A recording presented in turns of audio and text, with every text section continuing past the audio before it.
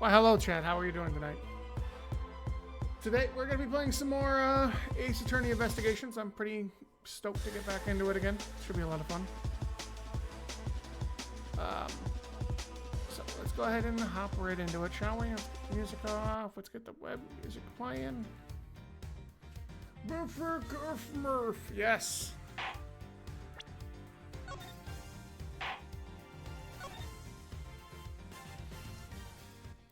That's such a funny card.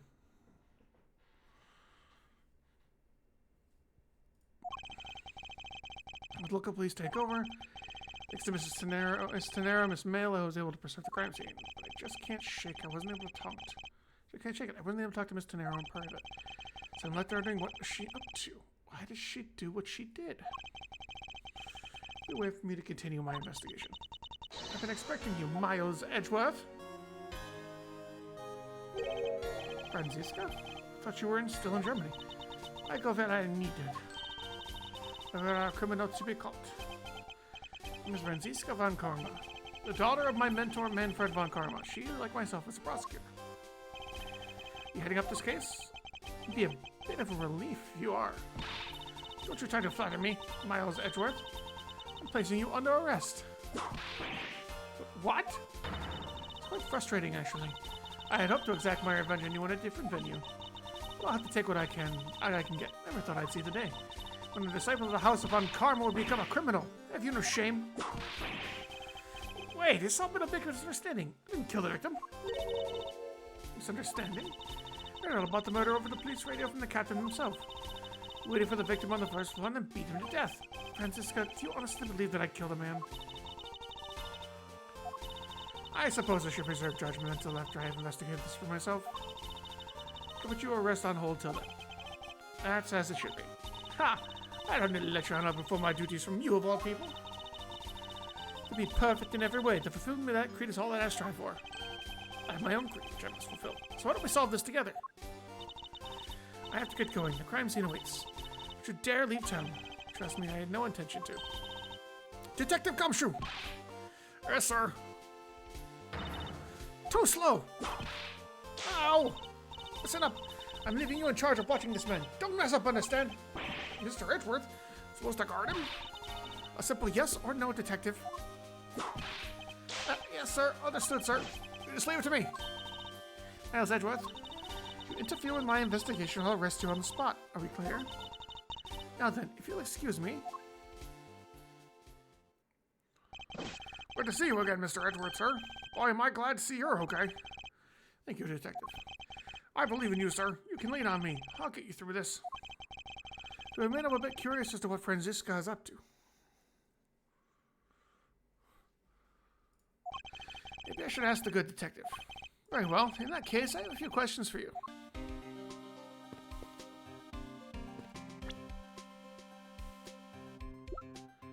Oh, ad break, so we'll let this go for a second.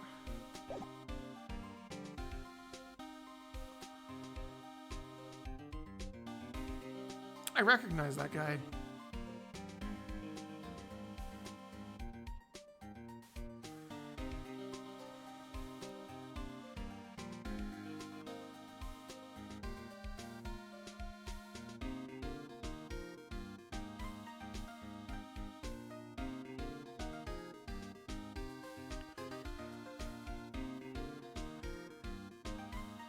Wait a second here.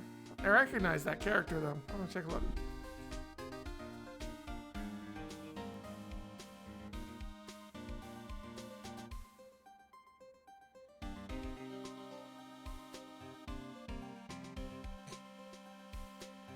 Of course, that's what his name fucking is. This guy right here. This guy's name is Salmonella.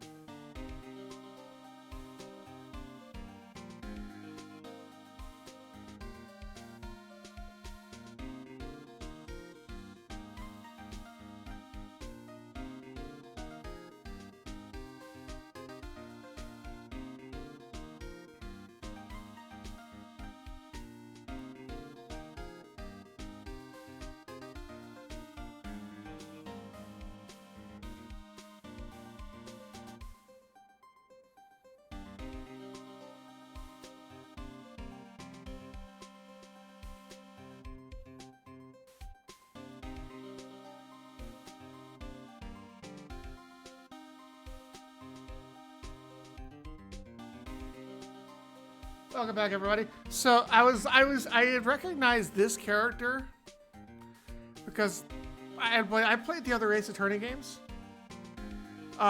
This is Sal Manella, if you don't know from the previous Ace Attorney games.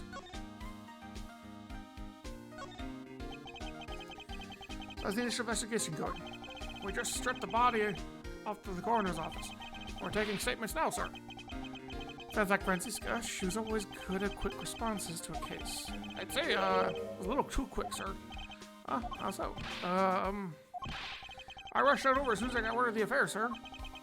But somehow, when I got here, Miss Von Karma was already barking out orders at everyone. It was kind of creepy, though she knew there had been a murder or something. And it had come in advance to await your flight's arrival. That is sort of odd. She did show up rather quickly and out of the blue. Plus, I still don't know why she's here in America. There must be some backstory to all this. Oh, so Kyra just kind of popped up at the prosecutor's office a week ago, sir. Something about chasing down Lees related to a certain incident. No details? It's kind of top secret, so she can't talk about it. Even with me, sir. Knowing her, the only type of talking she likes to do is with her whip. Plus, I doubt the top secret part was what stopped her from talking to you, detective. Although I wonder if her case has anything to do with mine. Anyway, that's all the info I have. Sir, we should find out more as we investigate. So it's high time to resume my investigation. I think we're talking to the people involved in this case afresh.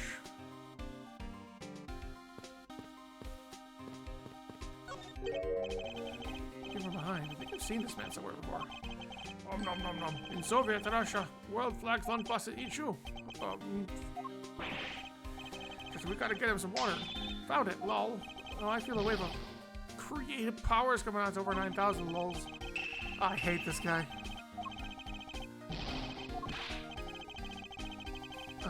I'm not even gonna talk about it.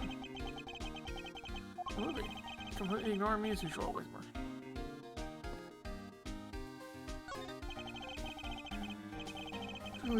He's quite shaken up by the whole affair. He's scared too if I got caught up in a murder investigation, sir. I did it. I made the whole flight. I'm not scared of turbulence anymore. This life vest is proof I made it alive. It's now one of my prized possessions. How could you just take that for the blame? It's okay, Mr. Edgeworth. It's got nothing to do with the murder, at least.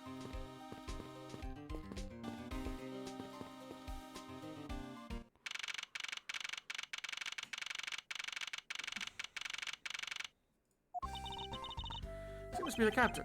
Why, yes, I am. Who might you be? I am the project prosecutor, Franziska Von Karma, and I have a few questions for you. Don't you dare, Captain, getting friendly with another woman. I'll never forgive you if you do. What are you talking about? Only advice for you, my dear Cammy. But putting on money on our dear captain to be much of a reputable person. Sure you don't want to ask the captain the question, sir? He was in the cockpit the entire time. I highly doubt he would know anything of use. Anyway, I'll leave it to that type. I'll leave that type of witness to Franziska and her whip.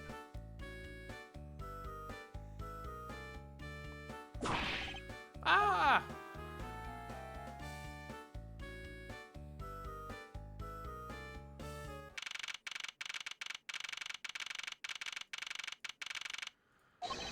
Now see here. Ack! Sorry. I'm sorry. How do you intend to hold me? It is impossible for me to be with a criminal. I told you. Mr. LeBlanc. Oh, it is you. Tell this man to stop stopping me from going. Time is money. I don't have 1 second of wasteful time to spend.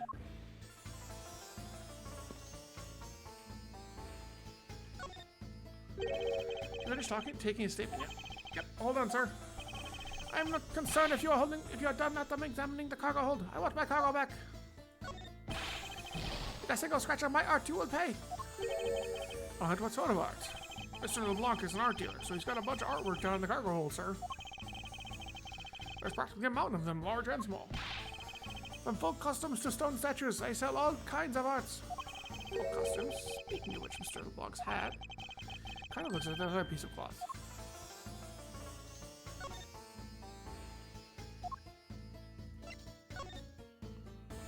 I want to present this. Look, can you please take a look at this for me? Oh, it's Borginian cloth, as I suspected. Your head is made of the same material, I suppose. Yes, of course. This fabric is famous. Orders come from all over the seas for more. Then this is the cargo you were talking about earlier? No. My cargo this time is much, many gigantic. You, detective, when can I have my cargo moved? You can get your cargo back when we're done investigating, pal. The stubbornness of your police, it is no good. And it is no good that the attendant refuses to exit the attendant's room too. The attendant? What are you talking about, Mr. Nero?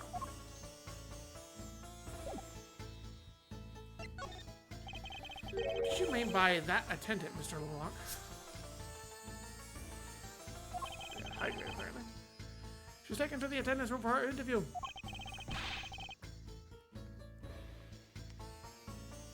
And then they have still not come out. They make no sign of coming out either. I was finished with my own interview much earlier, quicker than hers. Mr. Nero's interview, the only one that's taking up so much time. Miles Edgeworth, you were given free rein to examine the plane, weren't you? Yes, I was able to obtain the cooperation of the flight attendants. Speaking of attendants, I'd like to speak with Miss Tenero. I wonder if you might grant me permission to enter the flight attendant's room. Before I do, you still have to clear up a few issues surrounding your own circumstances. I understand. You may have tricked those attendants with your sophisticated talking, but you can't pull the wool over my eyes, Miles Edgeworth.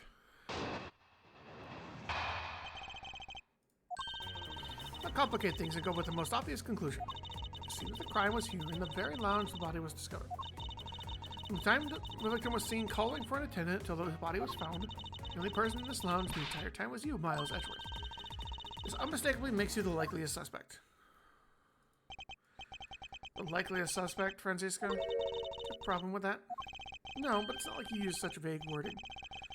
Usually a bit more absolute. I'm trying to watch out for you. Or is my kindness too hard for you to comprehend? Thank you, but leniency is unnecessary. I will prove my innocence soon enough. To do my investigation, I'll have to break her line of logic fast. So I remember we have the footprints.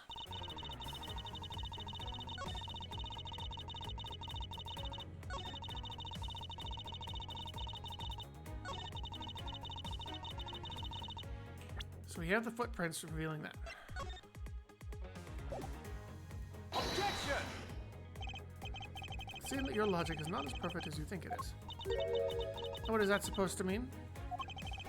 The evidence should show you exactly what I mean. Oh yes, it shows what you're thinking. You're completely to buy yourself time. Sure, I shouldn't have tried to pull a fast one. I wasn't trying to. That's the evidence I needed to show, I thought. Well, let's press.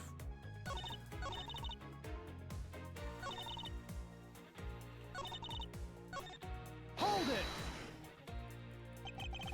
Let's see, do you know all there is to know about the crime scene? Well, I need to know in order to arrest you. And nothing more.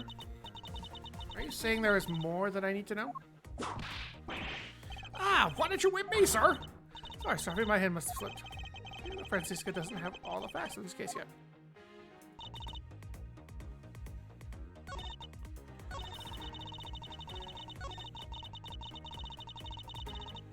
Hold it! Knew that I was in the lounge the whole time. That fact alone does not make me the criminal. Objection! We'll see about the conclusion of this investigation. However, there is one thing that even you must admit at this time. This unmistakably makes you likely a suspect, huh? Roundabout euphemism. But it would appear that she doesn't yet know about the new evidence that you acquired and where we acquired it. Captain, I want to take one hole at a time.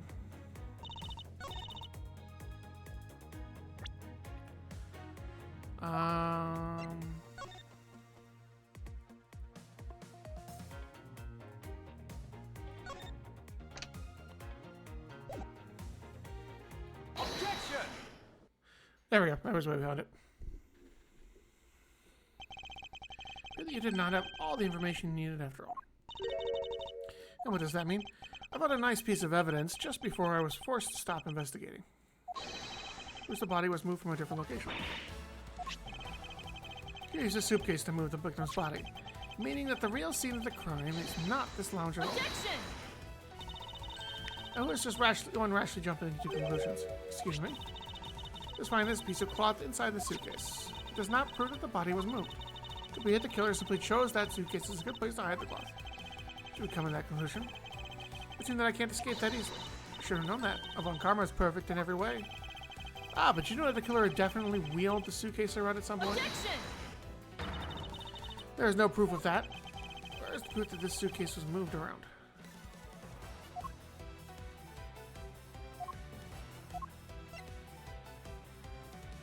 Let's see.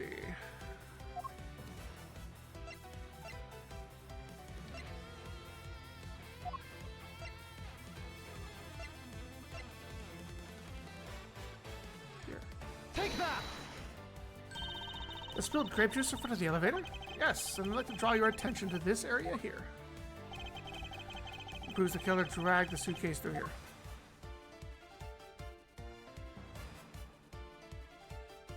Take that! This mark here, wouldn't you say that it looks suspiciously like tracks from two wheels? Goes further, there is also grape juice residue in the wheels of the suitcase. It means that the suitcase containing the victim's body definitely passed through here. This means that the killer did move the victim's body from somewhere else. I'm glad you come to your senses. Objection! Not so fast. This still doesn't put you in the clear. Not by a long shot.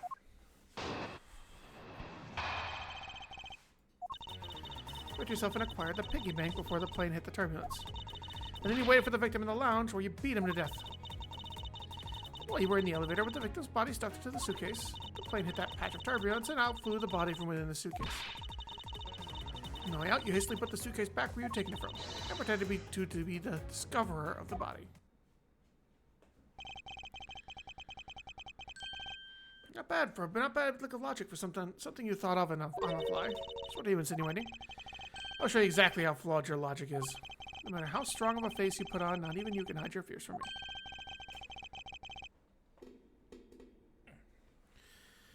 I was supposed to flaw my logic with one fell swoop. Now the question is, what exactly am I going to do with that?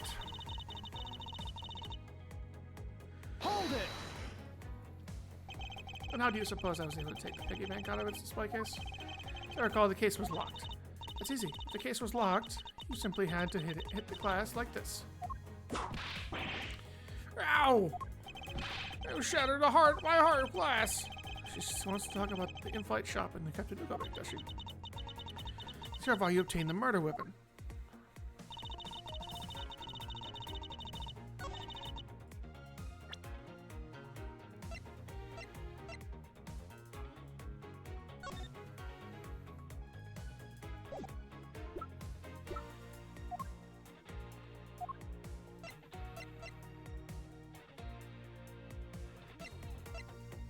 Objection!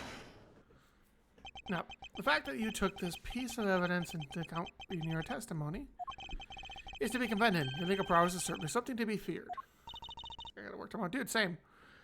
Evidence and logic. Essential tools that those who would stand in a courtroom must learn to master. What if there was a fake piece of evidence thrown into the mix? A fake? I was trying to find a Princess Gummy when Maya saw this. Now it's hit yours. God damn it. Thank you, Reed. Ethnoga Piggy Bank is just such a fake. It is not the real murder weapon. What? Tell me when the bank was taken from the shop is important. It was taken after the turbulence had occurred. But then what about the blood in the bank? What do you make of that? I assume it was added after the murder when the killer fabricated this weapon. Looking at it this way, the killer basically did three things after the turbulence.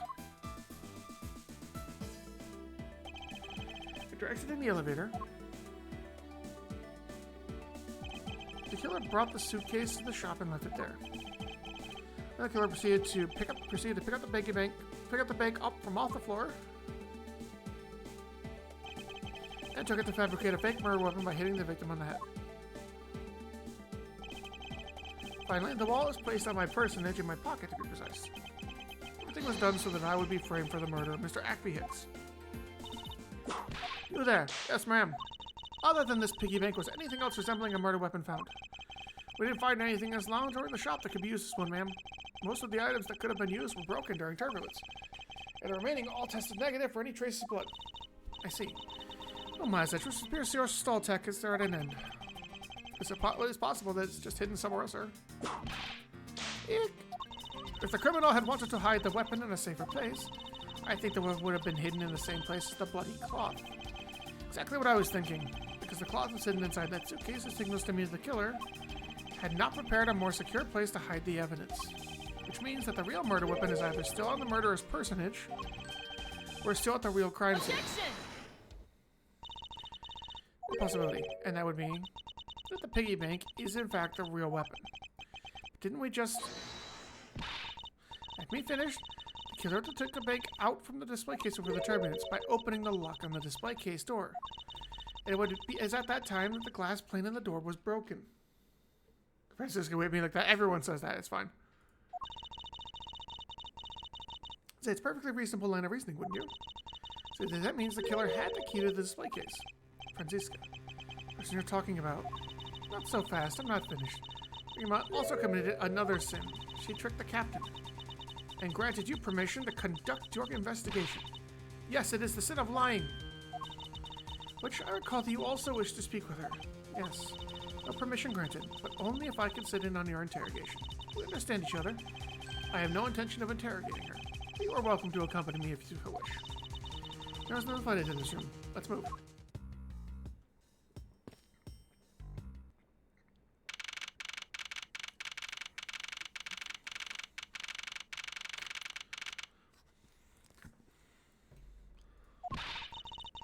I poked around inside this plane without the captain's permission. Deviating from the tight attendant's mantle is very unbecoming, you know. What were you hoping to accomplish by doing that? Mr. Nero. Ah, Mr. Edgeworth, you're here too? Can you please help us and shed some light on why you did what you did? Alright.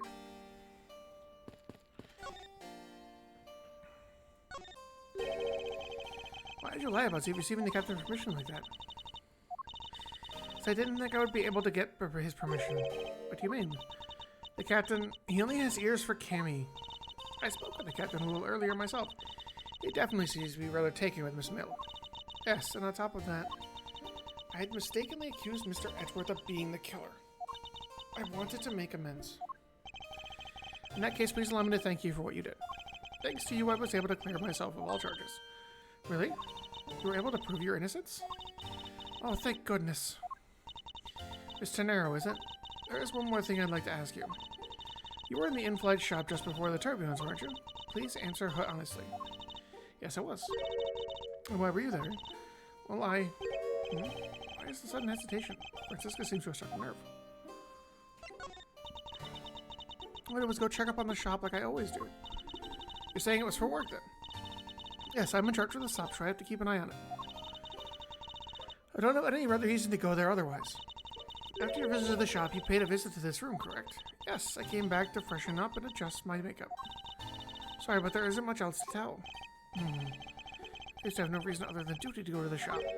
But is that all there is to it? Maybe I should ask her about that thing.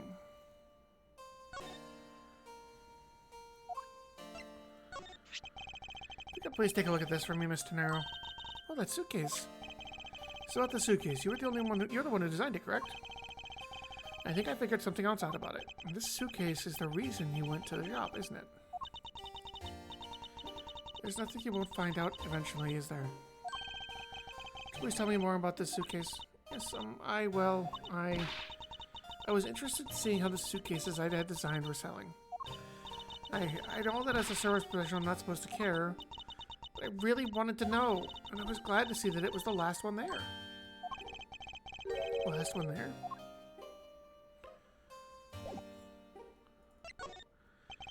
So you're saying, Mr. Nero, that the suitcase in question was the last one? Yes, they're just so popular. They're practically flying off the shelves. That's not exactly the impression I got. The one in the shop is most definitely the last one. Well, we're currently looking at that suitcase. Well, then I guess we sold all of them. Thank you very much for taking the last one. I didn't say anything about buying it. I didn't say you'll buy it. I'm sorry, I can't. But why? I think I go great with your complexion, Mr. Edgeworth. It really suits you. I guarantee it personally as a service professional. Well, that is... How should I put this? It's hideous. What? Maybe that was a bit too direct. Moving on. My issue is with the suitcase isn't its design. It's a number of them remaining? There were 2 suitcases in the in-flight shop when I investigated it. 2? But that's impossible. I'm sure there was only 1. Looks like your story hasn't generated quite the contradiction. When I left the shop, I'm positive there was only one suitcase left. The miss here. What could be the meaning of this inconsistency? By the way, Miss Tenero, what is one of the suitcases doing here? That's... I thought you said there was only one left. That one is mine. I've used it for a very long time now. Long time. I think not. Now, I'd appreciate it if you wouldn't lie to me. Excuse me? I don't believe even for 1 second that you've used it for a very long time. It hasn't been used for nearly as long as Mr. Nero says. How about the fucking price tag being on it? So now, is it also having to keep the price tag on pristine on your suitcase? What is the meaning of this? Why would you lie about a suitcase? There in the basement of design sentence. The sales numbers made her cry a bitter tears. The truth is becoming increasingly clear to me.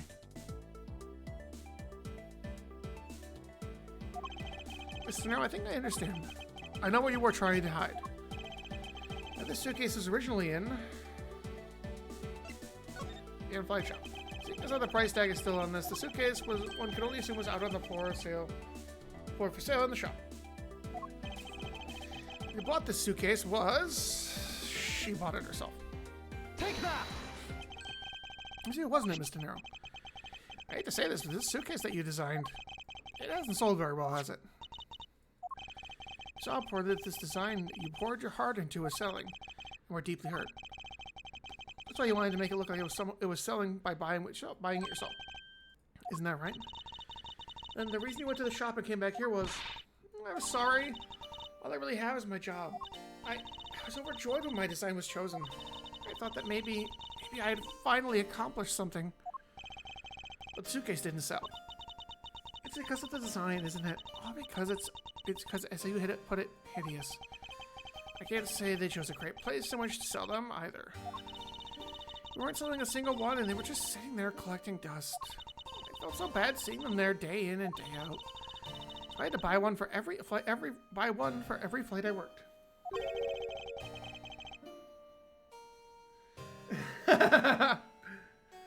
Every single time you work on a flight? I see. So in order to keep your resolution, you went and bought one today as well. Yes, and here's my receipt for that purchase. This receipt is clearly timestamped 5:40 a.m. Truth is, there's still a bunch of them left unsold. I'm planning to scrap the remaining ones at the end of this flight. Miss Tenero, where are those other suitcases? They should all be down in the cargo hold. The suitcase the killer used could very well have come from the cargo hold. Mr. Edgeworth, you don't think the killer used one of my suitcases too? Yes, I do. The killer used one of your beloved suitcases to move the victim's body. How could they? The suitcases were meant to be faithful partners when our passengers on their trips. That's all I ever wished for them to be. Miss Tenero, is there any other way to get to the cargo hold than the elevator? The only other way is just through that door there. What about security? That door has no special lock installed because just to enter this room, you need a special keycard that only crew members have access to. We need the culprit is someone who enters this room, eliminating the passengers, leaving only crew members as potential suspects. Can't believe it. Yes, Franziska? Going on these wild goose chases, you're a disgrace to the Von Karma name. What do you mean by that? The suitcase came from the cargo hold. That fact alone tells the whole story. Yes, which is why I said the culprit must be a crew member who used their key card.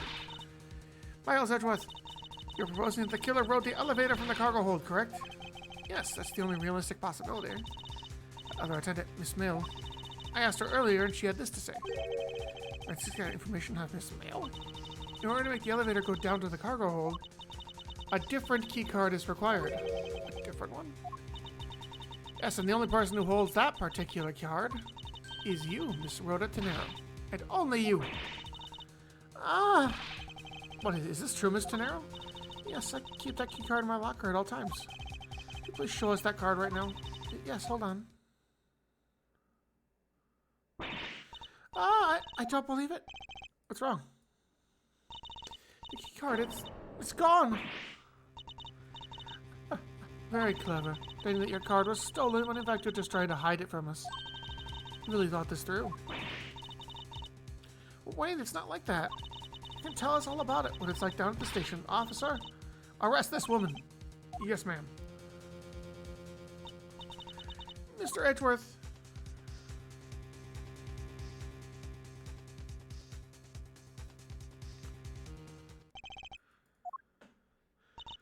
What's wrong? There's disbelief written all over your face. Franziska, I know you're a lead investigator in this case. However, hold it. Don't even think about wasting any more of my time. You know the rules as well as I do.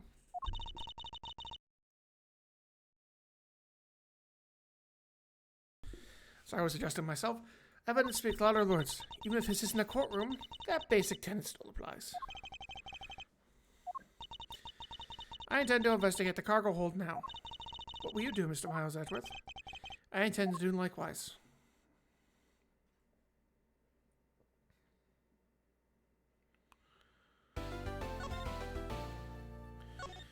Save slot 3, baby. Let's go.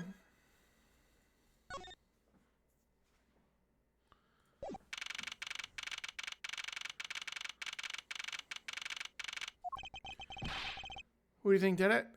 It's either Mail. I think Mail or the captain. Wow, so this is the cargo hold, huh?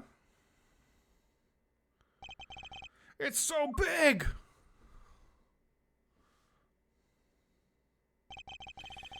plane is a special model. It's both a super large cargo hold and ultra luxurious first class seating. This is the real scene of the murder. There is certainly a high probability of that, which is why we are here, correct? Okay, let's get investigating, sir.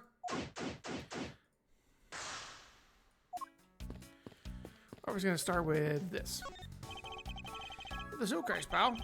It's what the victim checked in, sir. This suitcase belonged to Mr. Hicks. I don't think he might have take a closer look. Nothing out of the ordinary in her, sir. Wait, a file?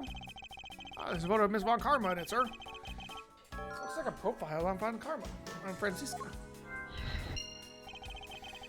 Mr. Hicks had a file on her.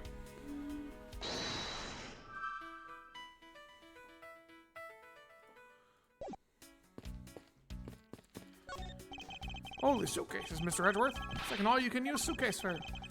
These must be all the leftover ones they couldn't sell. The ones the company is planning to dispose of after the fight is over. This paint job is really cool, don't you think? Practically screams artsy. Oh, why not purchase one then? I'm sure it will bring you much happiness. You think so? Well, maybe I will. Let's see here. $1,200! I think I'll pass. Mr. Nero wonders why they don't sell. You'd need 2 jobs just to buy one. Oh, it definitely looks like one is missing. What's this brittle substance I'm sipping on? A bunch of glass fragments? We can connect those right away. His broken glasses, and...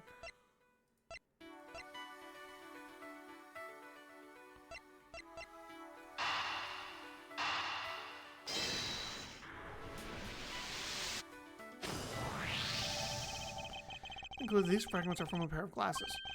And the victim was wearing a pair of broken glasses. Exactly what I was thinking.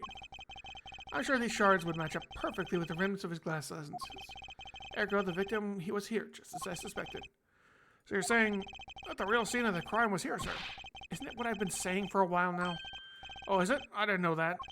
Perhaps it's a bit early to draw that conclusion. However, I believe my probability has just skyrocketed considerably. All that's left is to find the murder weapon. Alright, so let's see. This many pieces of cargo must be very taxing on the cargo crew. It sure brings back memories of when I worked as a part-time mover, sir. And besides, he's waiting for me to ask the rest of the story. But no matter how he pours on the puppy he has, I have no intention of doing so.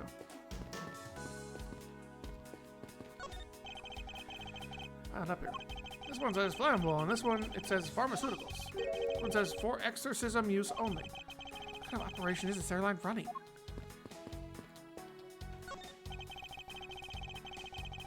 Maya Fey, obviously the killer was Maya Fey. True! Try, sir. Go ahead, push it.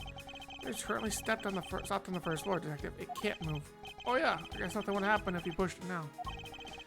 It would happen normally anyway without special keycard. With the door and the attendance room and the key elevator control panels. There are a key card which makes it impossible for a passenger to come down here.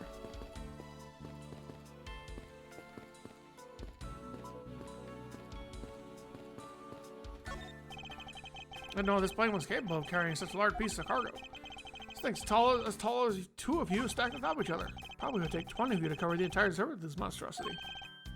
Oh, really? Yeah, I guess that sounds about right. There's really no need to take that throwaway estimate seriously, Detective.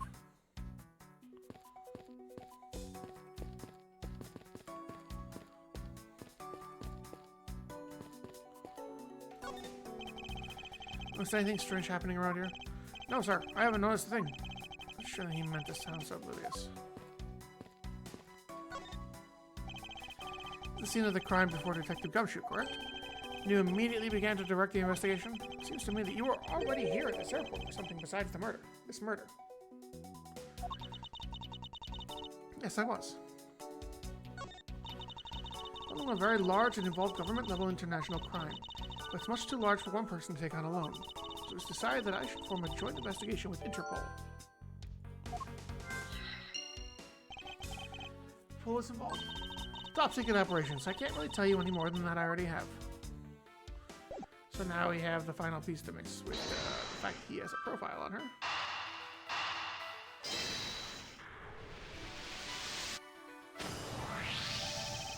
How did Mr. Heck have documents profiling Franziska? Oh, I know. I bet he's a big fan of Miss Von Karma, sir. Franziska just said that she had come to this airport as part of an Interpol investigation. Oh, maybe Mr. Heck heard she was coming here and he followed her. Detective, I think it's more likely that Mr. Hicks was, in actuality, Interpol Agent Hicks. I think Franziska has some explaining to do.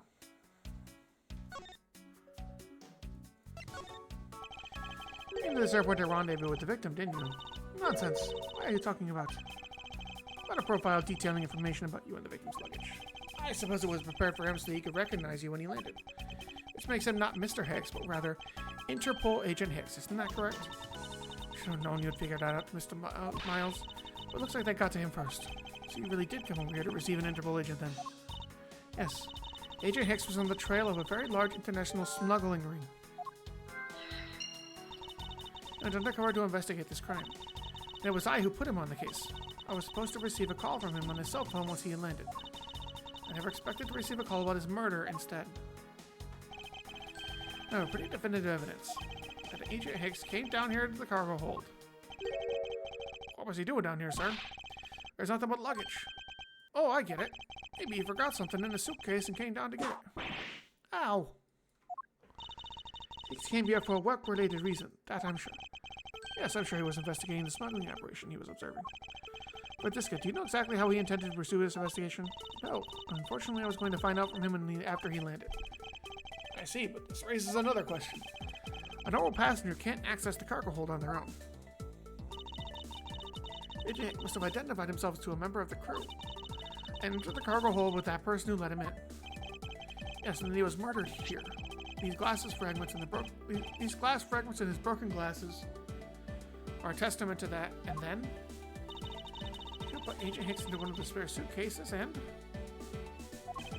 they entered the elevator, but while they were riding it up, pointed that patch of turbulence.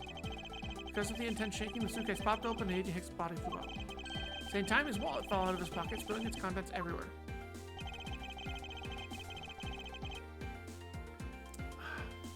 Thank you for the hijack. Reading all this is a lot. When there was money was scattered all over the floor.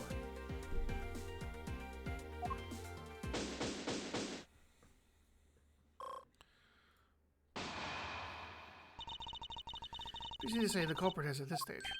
What? Really, sir? I know what you're thinking, Miles Edgeworth, but the killer can be none other than Miss Rhoda Tenero.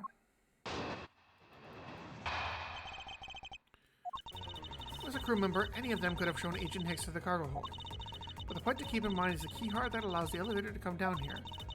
The only person with such high-level access is Miss Rhoda Tenero. I'd say it's a pretty decisive piece of information, wouldn't you?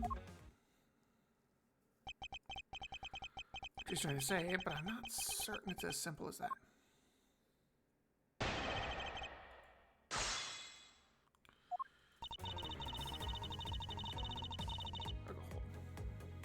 Hold it! That might be true, but then it could be anyone, including Miss Mail or even the captain. Don't be a fool. Playing without a pilot in the cockpit is like a horse without a rider, crop in hand. Looks like Scruffy over there. Hey! I can't disagree with her on that. Detective Gumshoe does always need a guiding hand. Very well. Then what about the other in-flight attendant, Ms. Mail? Thought you might ask about her. What to keep in mind is the key card that allows the elevator to come down here. Hold it! I think that key card was stolen from Mr. Narrow. It's highly likely. Is that possibility the best you can come up with? You call yourself a disciple of my father. Alright. Yes, well, I don't have any evidence. Be quiet. You're a disgrace. There's more evidence pointing to Miss Rhoda Tenero, you know. It's not just the key card that gives her away. The murder weapon, the Captain Ugo piggy bank. Yes, she's the only person with a key to open the display case. There's the matter of the key to the display case held by the murderers. That held the murderous bank. Hold it! But that is a fake. Stop right there, Mr. Edgeworth. Any proof that this is just a red herring? If you must keep on insisting that it's a fake, then what is the real murder weapon and where did it go? Speechless, I see. That's not a surprise. After all, you know, we searched the entire cargo hold count empty-handed. Let's be away. Must be something that can help me rule out the piggy bank as the murder weapon. Examine further to help us ascertain the authenticity of the weapon. The body. Too quick to jump to conclusions. Oh, was I? Yes, we don't even have the autopsy results yet. How can I not say that you made a snap judgment when you have yet to even see? If the wound on Agent Hicks' head is consistent with the murder weapon. Scruffy! Yes, sir. Contact the medical examiner's office at once. I wish to hear the results of Agent Hicks' autopsy. Yes, sir.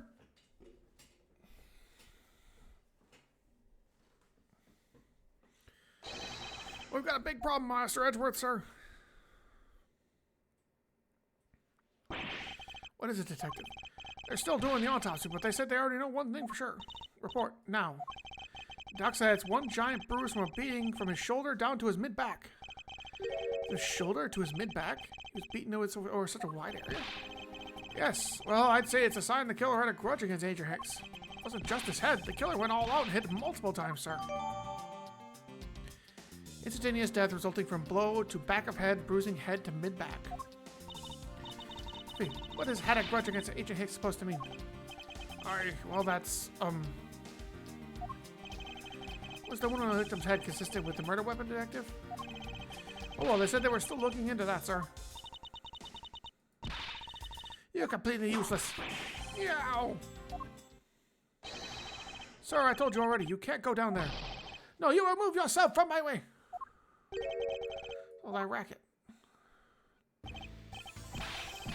My luggage, my cargo, they're mine, and I demand you return them to me. We got an ad break. Alright, I'll just give it just a minute so that everyone can come back. How's everybody? How are the subs doing? So I backed away from my mic a bit. So subs, you get a nice little set moment with me. How you guys doing? You guys did have a good night so far? You guys have a good vacation? I'm annoyed that I have to fucking go back to work tomorrow, but here we are.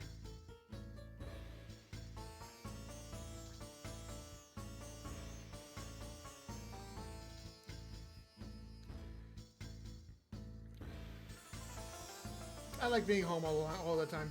Makes it easy.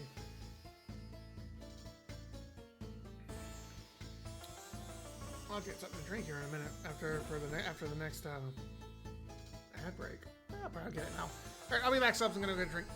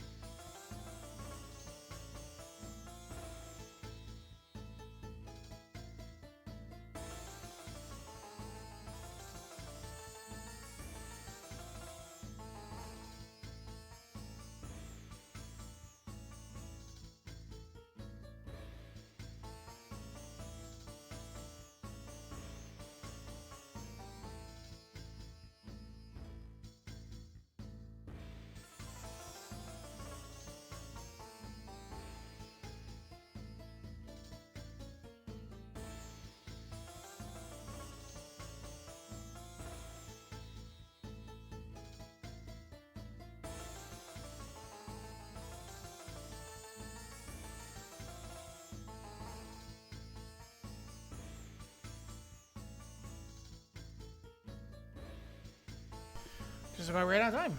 Perfect. We're still investigating the cargo hold. Please understand and have a little more patience. There's no choice. Finally, I think you get. Hey, what are you? You have left me no choice but to use strong force. Ah! You won't get past me. This is. What's that? So that's what this whole thing's been about. Further, there's the matter of the key to the spy case held the murderous bank. You know, we searched the entire cargo holding camp empty-handed. Weapon couldn't be found. Looks like it's one giant bruise from a beating over his shoulder down to his mid-back. It's a beating.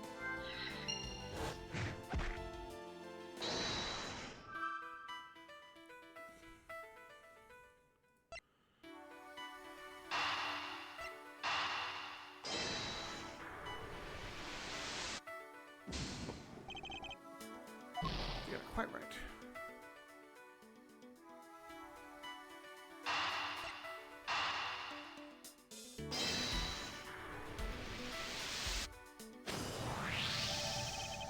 I've struck the victim many times over and over, which is why there's extensive bruising over such a wide area. Is this really the conclusion to draw from the evidence? The bruise from his shoulder to the middle of his back is one continuous mark, which instead of a single blow to the back. If that's the case, then the piggy bank is much too small to cause that. But the murder weapon must be something far bigger.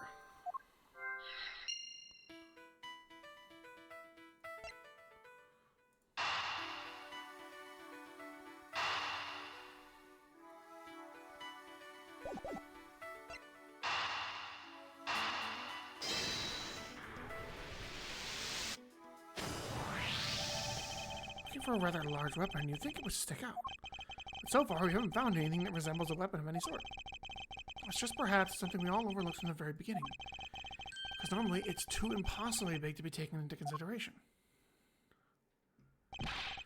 What was that all about? Was he trying to jump his way down here? Franziska, what? What do you want? I found it, Franziska. I found the real murder weapon. You did? You really jumped. We didn't realize it until now, but the answer has been right in front of us this whole time. Never hurt. We should get him check up on him, sirs. It's a pompous attitude of yours again. You should learn to drop that habit. Coming from a prosecutor would have been whipping everyone she comes across. Anyway, if you're really a prosecutor, then you'll back yourself up with evidence. Aren't listening at all, are you? Come then. This real murder weapon you speak of. I don't have any evidence to show you. Foolish reasoning for a foolish fool from a foolishly foolish fool meant to fool me. I mean, I don't have evidence to show. I should have phrased it as that which caused Agent Hick's death is incorporeal. Forgive me, I do believe I have figured out what was the real cause of death. Freefall. Then fell from a great height and subsequently died as a result. In other words, the real cause of death is free falling to the ground. He fell to his death? Yes, it's the only plausible possibility. There was extensive bruising on the back of his head and his back.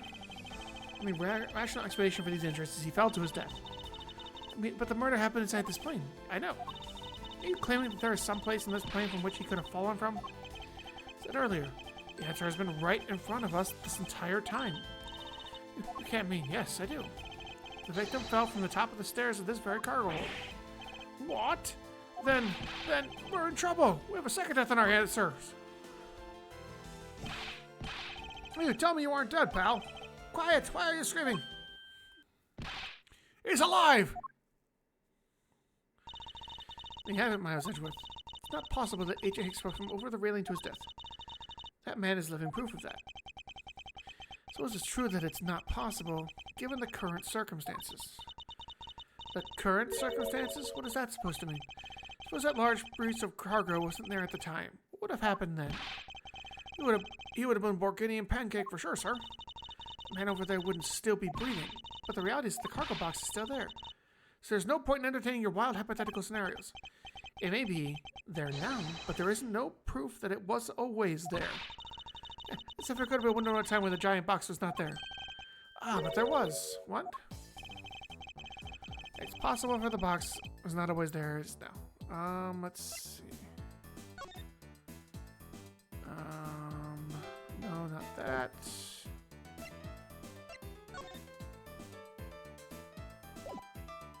Agent Hicks.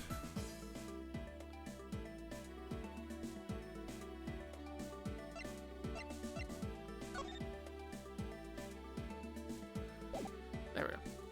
Take that! Well, because Zangfa? Yes, this flight had a short layover in Zangfa in order to refuel. But that wasn't the only reason for the layover. This will transfer some cargo. What if the box in question was only transferred onto the plane at that time? To further prove my point, let's take a look at what's next to the box in question.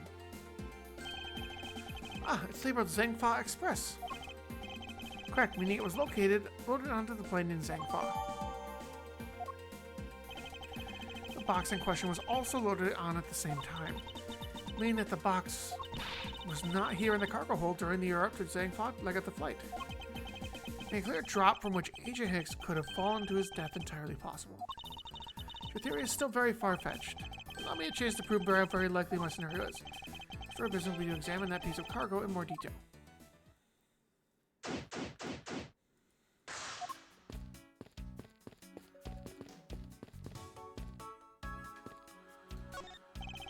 Check out this many pieces of cargo must be very taxing. The cargo crew sure brings back memories of when I worked as a part-time mower, sir. That's the story, but no matter how many boards on a puppy eyes, I would not just really so. It's a rather large piece of cargo. There's a tag on it, sir. Let's see. Alif Red Statue. Never heard of it. Nor I, but all I care about is if we can prove it wasn't here at the time of the crime. Investigating, sir.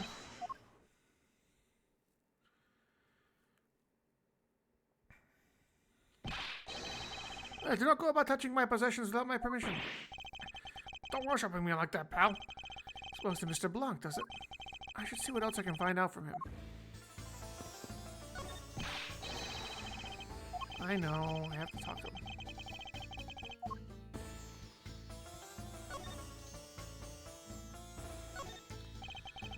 I take it that this large piece of cargo belongs to you, Mr. Blanc. Of course it's mine. I shipped this fine piece of art from Europe. This Alif Red statue is worth more than 10 million cents. No, maybe much, much more. Blanc's reasoning for choosing this plane must have been the large cargo hold. 10 million cents. I suggest you stop trying to calculate how many packets of noodles that makes, Detective. Darn, how'd you know that? I figure you keep getting better and better at seeing right through me every year. Though I grow with each revolution of the planet around the sun. I have the distinct impression he continues to madly spin in place.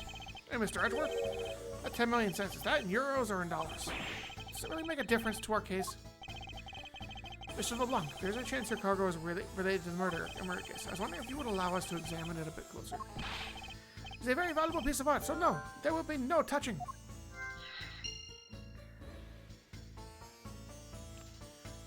Let's... Okay.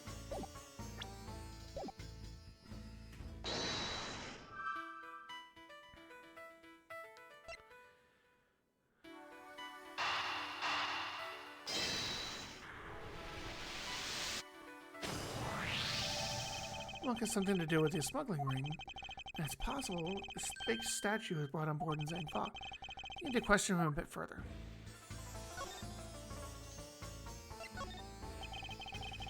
Your statue, Mr. Blanc. I wonder if it might be a fake. What? How dare you say my art is fake? I suspect your statue might be the target of an international smuggling ring. Don't say such fantastical things. Those thieves would not dare. I have the certification of my cargo right here. You mean the cargo certification document? Mr. Zinc LeBlanc, why didn't you say so earlier? Please show it to us at once. I can't read this. What does it say? It says that plain as day, the cargo was put under the plane in Europe. Yeah, Miles Edgeworth. Too bad for you. This statue was brought on board in Europe, just as it states in the certificate. Oh, that means that there was never a window of time in which the statue wasn't sitting here. I disagree. I can't discuss the theory until I see the statue for myself. Yeah, Josh, look at it for yourself and see if I'm right. I know I've seen this somewhere before. This is the Alif Red? It's not such a freeing feeling of art. I can practically smell it. It's a high amount of historical value. After it was unveiled at the museum in Europe, I brought it to this country to exhibit it. Look is warranted here. Let's see. I want to actually look here.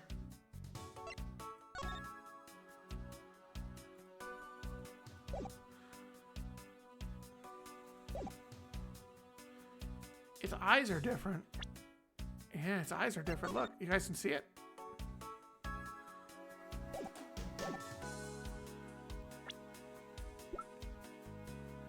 It's a fake. What is it, Mr. Edward? Did you find something? There's something wrong with this picture. We should examine it in more detail.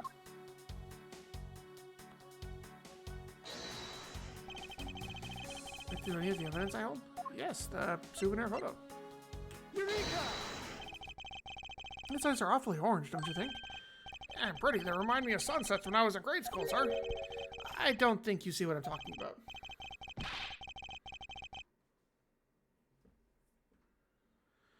No, I do, but it's really like the color of the sun when the setting. The memories. I remember standing out in that field, spinning with my arms out until I felt ill.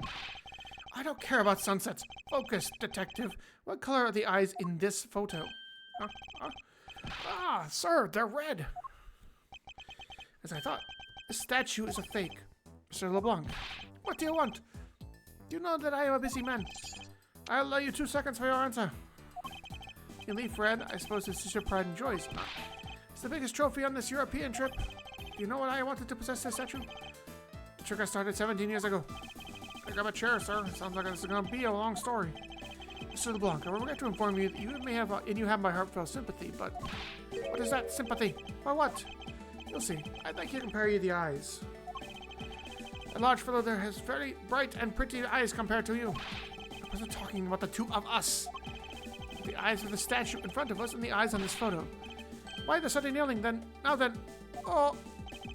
In this photo, it is a photo of the statue on display at the museum in Europe. No!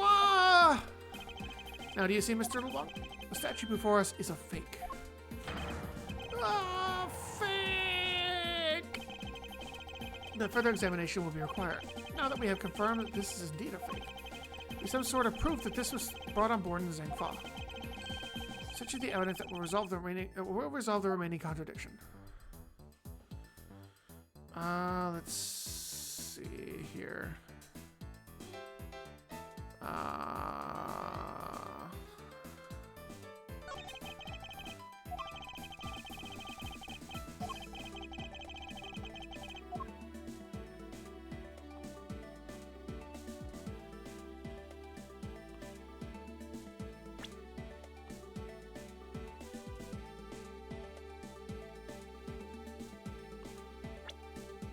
Right there. The statue looks like it's stepping all over its neighbor's cloth cover. I resembles the owner's attitude a bit, so how you? You see now further my clothing hem is not being stepped on by anyone. It's too expensive for me to allow that to happen. Please forgive the trespasses of my subordinate. Why should I forgive it? If the dress passes, unless it is an expensive dress, you keep it.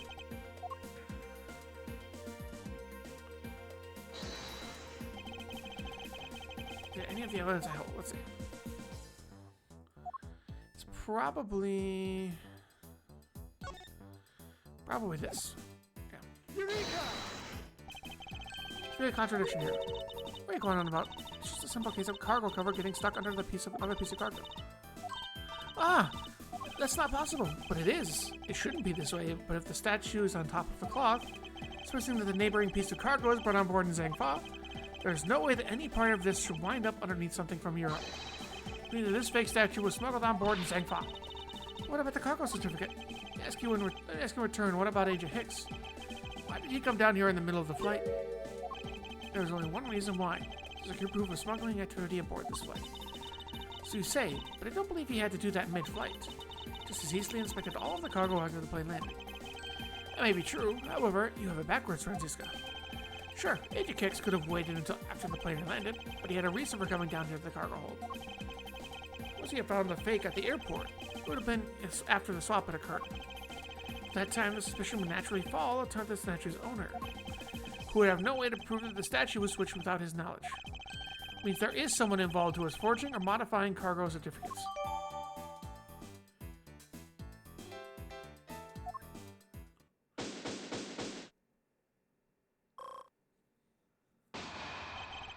The victim knew the real version of this was gonna get nabbed, huh? Yes, well, this fellow couldn't be seen as nothing more than a simple souvenir. It was in fact taken to be used as a reference document later on. Next, Agent Hicks had to secure proof that the smuggling had taken place. He came out here to take a picture of the cargo hold. A rather empty one at that, right before the fake statue could be loaded on board. A photo of the hold missing a valuable piece of cargo would have been proof enough. After that, all he had to do was hold the Zangfa cargo crew and arrest the smuggler. Exactly. This only goes to prove my theory. If the statue was not in the cargo hold during Zangfa leg of the trip, it would have been enough height from which Agent Hicks could have fallen to his death. Officer, move this statue immediately. I want a thorough examination of the floor underneath, now! Miss Wakarma, I'm ready to report my findings. Go on. After moving the Elite Fred statue out of the way, we tested the area under it with luminol, and there was a reaction. I see, there was a reaction to luminol. An indication that there was blood on that spot.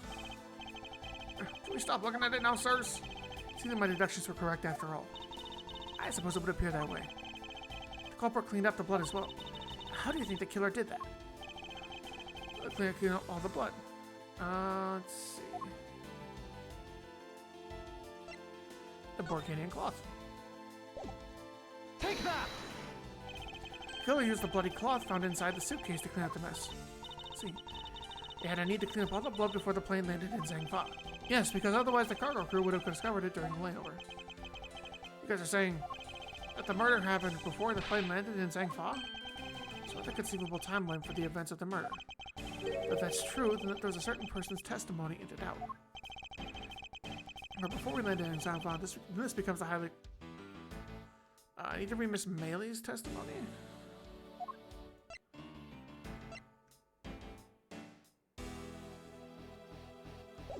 Yes, Miss Meili's testimony. Miss Meili's testimony about Agent Hicks in regard to when we departed Zangfa. I saw Hicks sitting in his seat at 5 a.m., you know. And Agent Hicks was alive at the time of the service calls, but that totally contradicts the facts, sir. How would she lie about something in that? I think the only person who can answer that is Miss Meili herself. We're doing it, chat. We're doing it.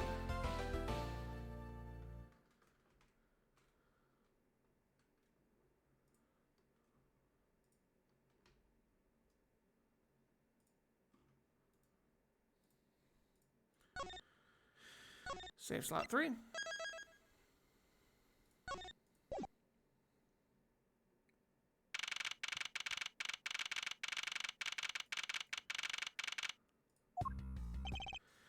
Miss Meili? Miss Meili? Huh? Do you recall what you said earlier about when you answered some service calls as we departed from Zangfa? Huh? You said that Mr. Hicks was sitting in his seat at that time. However, it is simply not possible, as Mr. Hicks was dead long before he ever touched down in Zangfa. Oh? Miss Cammy Mill! Maybe I didn't see what I thought I did. No one can make a mistake that's so large, Miss Mill. But I make that kind of boo-boo all the time. This is going nowhere. There must be a better way of resolving this contradiction. Very well, Miss Mill, if you please, tell me about your alibi during the time span. From just before we were to land at 3 a.m. and 6 a.m. when the body was found. Are you telling me I'm a suspect, Mr. Edgeworth?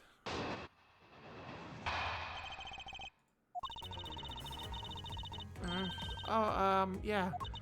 From 3 to 4, I was, in the flight attendant's room all by my lonesome self. Yeah. And from 5 to 6, I was, in the flight attendant's room all by my lonesome self. I'm not supposed to react to a testimony like that. Smell, wake up, huh? She fell asleep again. The only way I'm getting to be able to wake her up is by pressing her.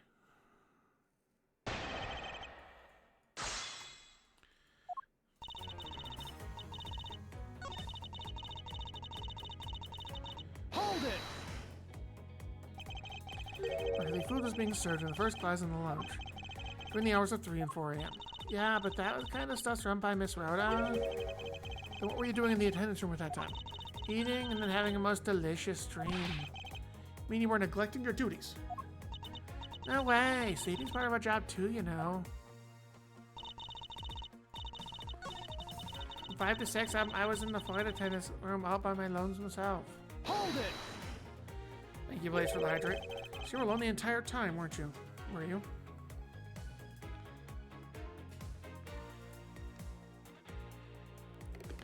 Thank you, Blades. Yeah, no one else even popped their head in to say hi. The tradition just popped in to say hi. Should I raise an objection? Yeah. No, there's a clear contradiction embedded in your testimony. Huh? What are you talking about? You were alone in the attendance room the whole time from 5 to 6 a.m.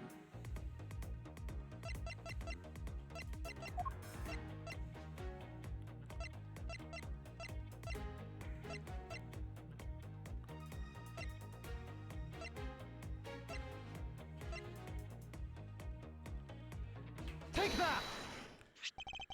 I wonder if you would be so kind as to take a look at this receipt, Miss Mail. A receipt for what? It's for the suitcase Miss Tenero bought. If I may direct your attention to the timestamp, so you can see it clearly says 5:40 a.m. Miss Tenero. Yes? Why is the killer here? I thought you'd have her locked up by now. I requested that she be present as a witness so that I may straighten out your complex lie. Then, Miss Tenero, between the hours of 5 and 6 a.m., you took a trip in the first class down to the first floor in-flight shop, correct? Yes, I went to the shop to buy a suitcase, after which I went straight to the attendance room to drop it off. Did you see Miss Mail in there at that time? No. So, Miss Mail, what were you really between the hours of 5 and 6 a.m.?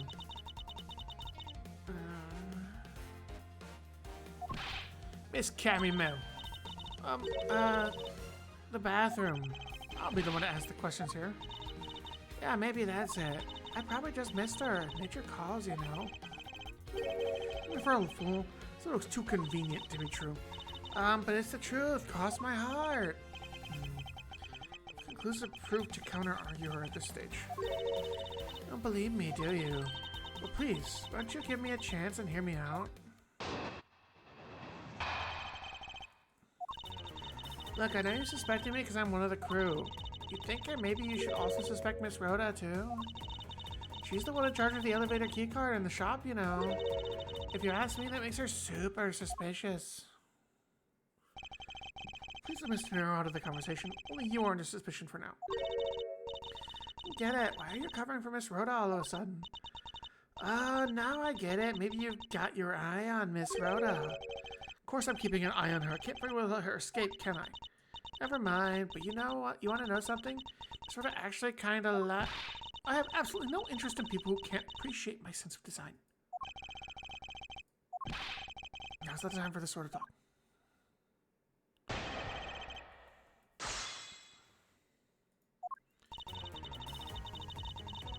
Hold it! Was that the only reason I asked for suspecting you? Your statement regarding Mr. Hicks also turned out to be a bunch of lies. But I said I wasn't an attendant. But I said I wasn't an attendant. You wouldn't suspect me then, would you? Yes, I suppose that's true enough.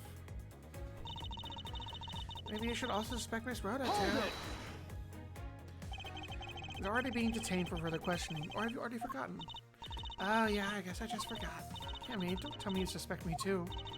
Sorry, can't help it. I mean, other than you, there's no one else who could have done it. Well, if you would think that. I mean, me, a killer? Miss Mail, what did you mean just now by no one else who could have done it? She's the one in charge of the elevator keycard and the shop, you know. Hold it! In charge of Miss Mail. I take care of the attendance room. That doesn't count. But I spent so much time in there, might as well be my responsibility. But Cammy is very talented in languages. So she assists passengers who may not speak English, especially those who speak Borginian. She's the only one on this flight who is fluent. Oh, you mean that kind of what am I in charge of? Why didn't you say so in the first place? What else could I have meant? Yes, I'm really good at Borginian. She's fluent in Borginian. I suppose you're in charge of processing documents in Borginian? Yeah, I take care of everything that has to do with Borginian. Very interesting. Makes her very suspicious. All I'm in charge of is Borginian stuff. Right now, we present the Borginian, the forged document. Objection! Only one in this flight crew that speaks Borginian. Is that correct? Oh, yeah, I guess so. I studied abroad in Barginia for a while. If that is the case, then the signature on this document belongs to you, doesn't it? This is a falsified piece of documentation with only one purpose: to lead anyone who read it to believe that Mr. LeBlanc's statue was loaded in Europe. The only one person who could have either prepared or processed this document in Barginian is you, Miss Mail. Without your participation, smuggling of the Elif Red could not have occurred. Don't sleep while I'm pointing my finger at you. Oh wow, wouldn't you dream of falling... Oh, I wouldn't dream of falling asleep on you, Mr. Edgeworth. It's exactly as you say. You personally haven't participated in the smuggling? No, far from it. It's true that I'm the only one who signed off on the document. But you can't use that fact alone to make your allegations of smuggling stick. There is no direct correlation after all. All you have is my signature on a piece of paper. All you did was sign it. I neglected to check it out of the car. Check out the cargo had been loaded onto the plane properly. So sorry about that. She's finally woken up. This is going to be one tough flight, suppose. And this is just a position. Even if I was involved in the smuggling, you can't throw the charge of murder on me just like that. Objection! If you were involved in the smuggling, you would have a strong motive to kill. AJ Hicks was in the middle of an investigation regarding the smuggling. And just when he was about to close in, he's killed by a member of that ring. Well, did you ever stop to think that maybe Rhoda is a smuggling ring member? After all, unlike me, Rhoda has access to many things that's playing for work purposes. So perhaps there is one element of a setup at play in this. What are you talking about? Don't worry, I wasn't talking about you. I meant the killer. First, it was myself, and now Miss Tenero who's under the microscope. It seems to me that our killer is going to great length to pin this crime on anyone they can. You have no proof that Rhoda is being set up, or that she isn't. Actually, I believe she was indeed the intended target from the very beginning. I believe that the plan was to push all of the blame for the crime onto her. And this evidence will prove my suspicions. Claire was out to frame Miss Tenero from the very beginning. The Goyu statue. Take that! Answer all of our questions. Are you sleep presenting or something, Mr. Edgeworth? See, I am wide awake. Haha, then I'm afraid you failed. You're making so little sense to me, I thought maybe you were asleep. Alright.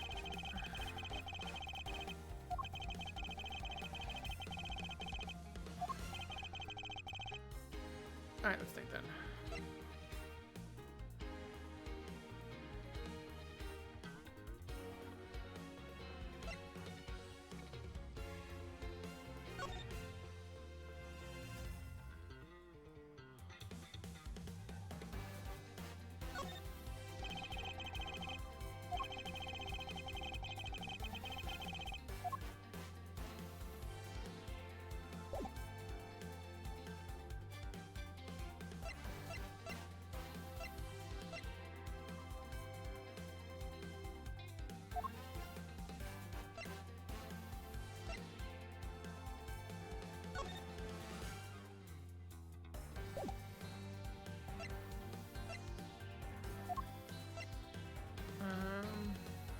Take that!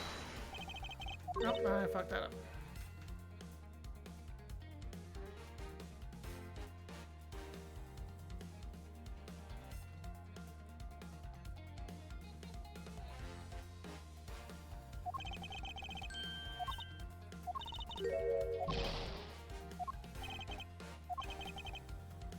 Academy words. This proves that the killer was out to frame Mr. Tenero from the very beginning. It's not the statue.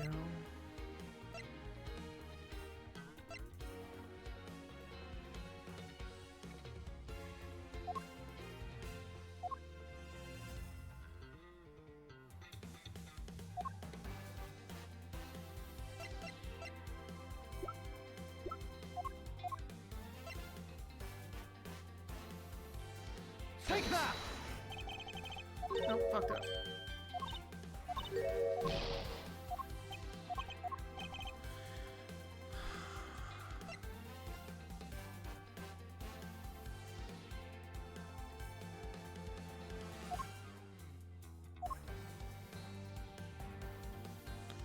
Take that!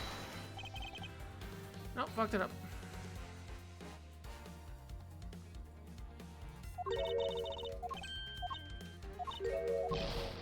thing here.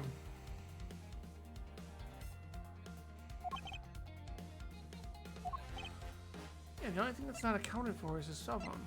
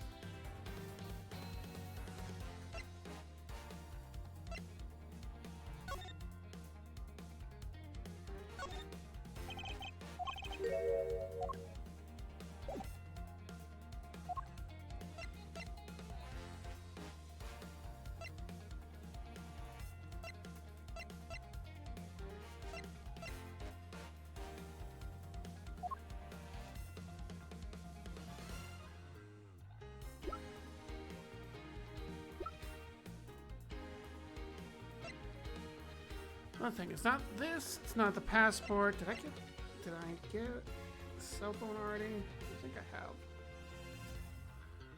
And this, and this.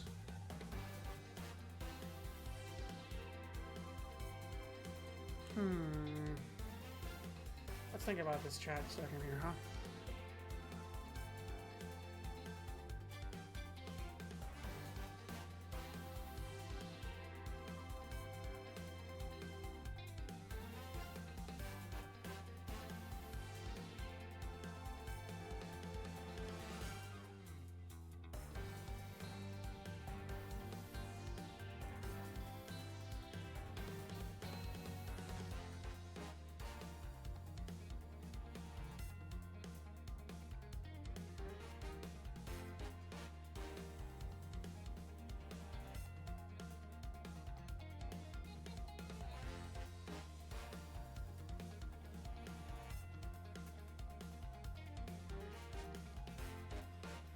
I don't think I give the cell phone. Let's try the cell phone. I have plenty of money to do. Let's try this again.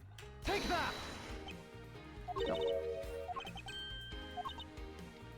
Not the cell phone. So I have plenty of evidence.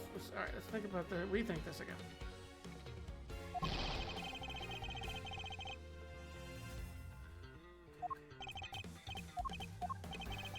Because that's everything that's missing.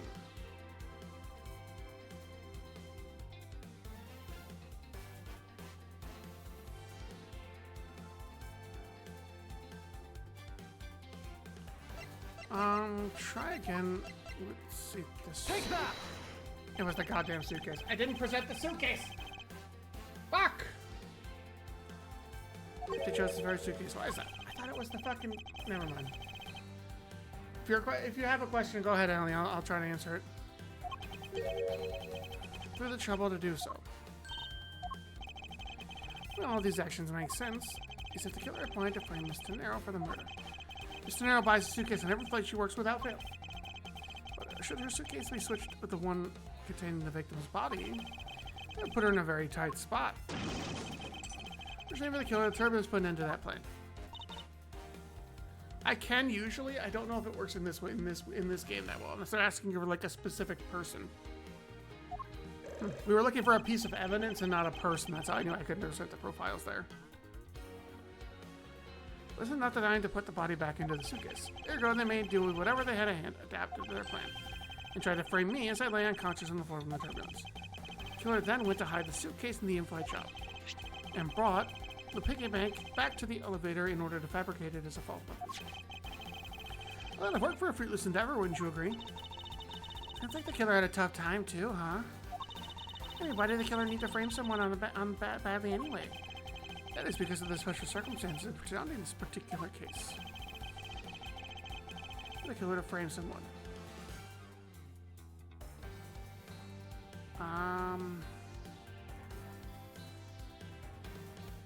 Where the murder took place. The answer is simply that the murder took place on a plane mid-flight. In which country, customs is quite strict in this day and age. So no matter what you do, the chances that the body will be found are very high. Therefore, there was no choice but to frame either Mr. Nero or myself.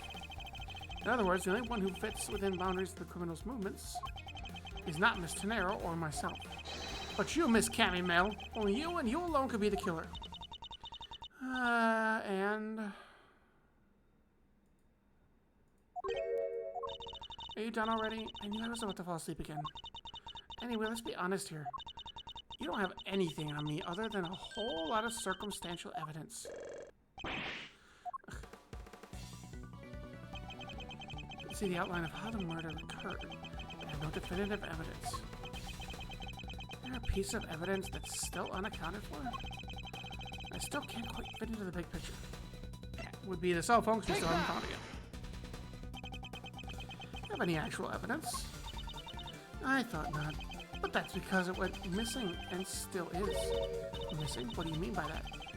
In the complex puzzle of this case, there was one piece I kept getting stuck on, and that is the victim's cell phone, Francisca. We were waiting at the airport for a phone call from Agent Hicks' cell phone, or at least that's what you told me. That's right. Agent Hicks' cell phone could not be found at the crime scene. The killer took the phone with them? Precisely. I suspected that if we were to find that phone, it would lead us to the killer. Come on, get serious.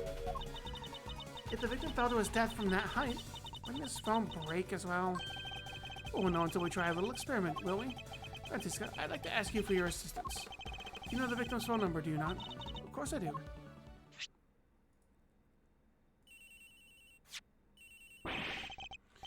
His phone is ringing from somewhere, sir. I hear it, Detective. Now, where is it coming from?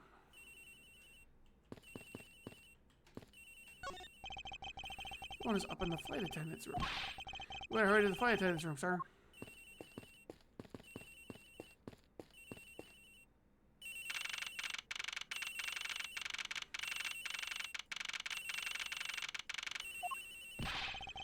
Coming from somewhere in here, sir.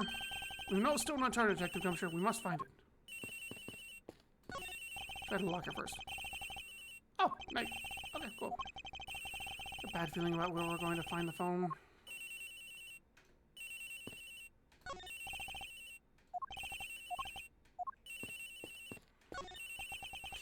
Seem to be over here. Well, let's look somewhere else, sir.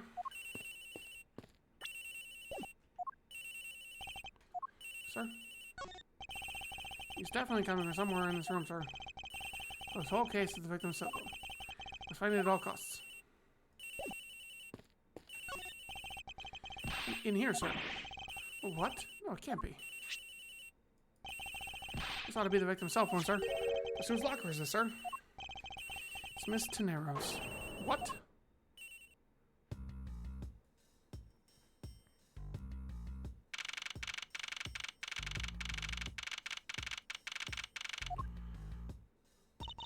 So, Mr. Edgeworth, how did it go? Where did you find the cell phone?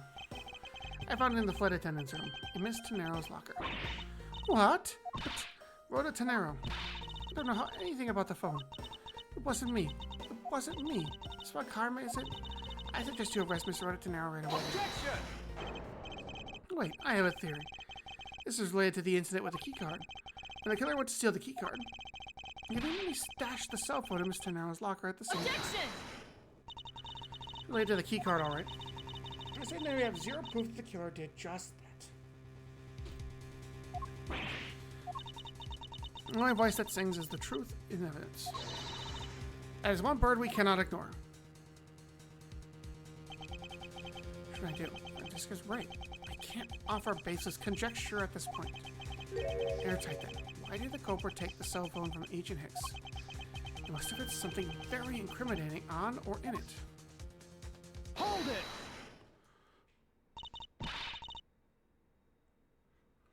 Well, now, Mr. Edgeworth, it's not over yet.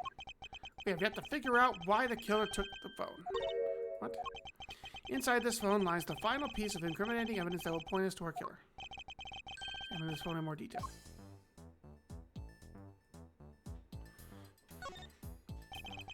The LCD is broken. A screen, you can't even place a call with this.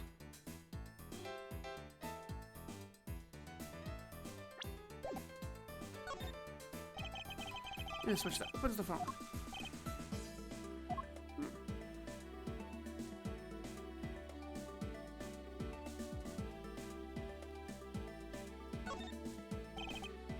The last screen, you can't place a call with this. Just start putting keyboards like these in cell phones. Hey, this is one of those computer cell phones that they started selling recently. Computer cell phones. Yeah, it's got a computer in it, and it's a cell phone. Neat, huh, Mr. Edgeworth? All you need is the phone part, nothing more. I'm guessing yours can't even send out email. Talk about inconvenient. You have a problem with what I do and do not care for, detective? No, sir. As I say, simple is best.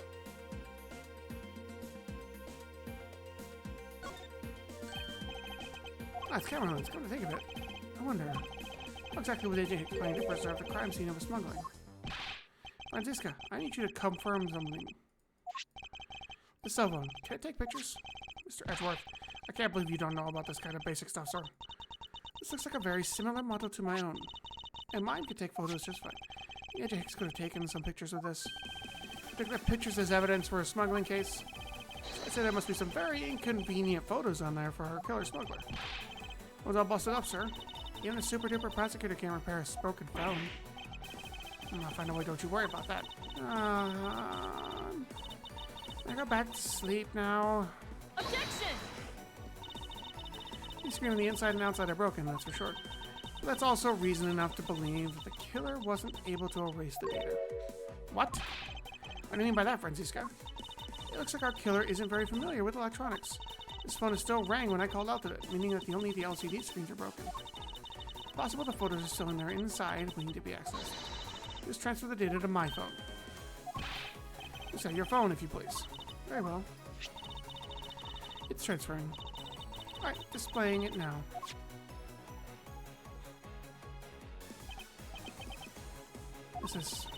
AJ's most certainly trying to obtain some evidence for a smuggling case. Hey, the elite threat's nowhere in this picture, sir. There's no meaning as a piece of evidence in this murder case, right?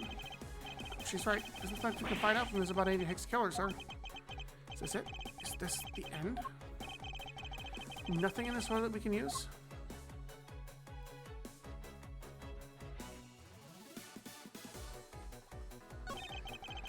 The suitcases here in this photo is odd.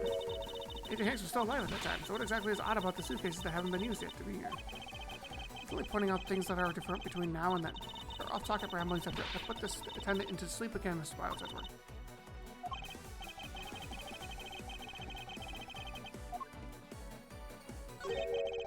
What's all this? Oh, they're a cargo ship from Guinea to Zangfa. So the reason they aren't here now is that they were dropped off in Zangfa. Mr. LeBlanc, could you tell me about the contents of these boxes? I'm sure there's no English written on them anywhere.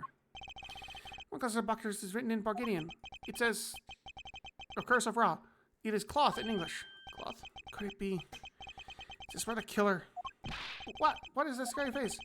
This mail? Yes. Appears that Agent Hicks was no ordinary investigator. He left us with a piece of evidence after all. A striking piece that will point out who the killer is. Huh? Maybe you shouldn't force your mistaken reading of a simple picture, Mr. Edgeworth. And this piece of evidence points us straight to the killer. A Morganian cloth. Take that! And what is that supposed to prove? The killer used this piece of cloth to wipe up the blood it had split. But there was one thing that bothered me this whole time.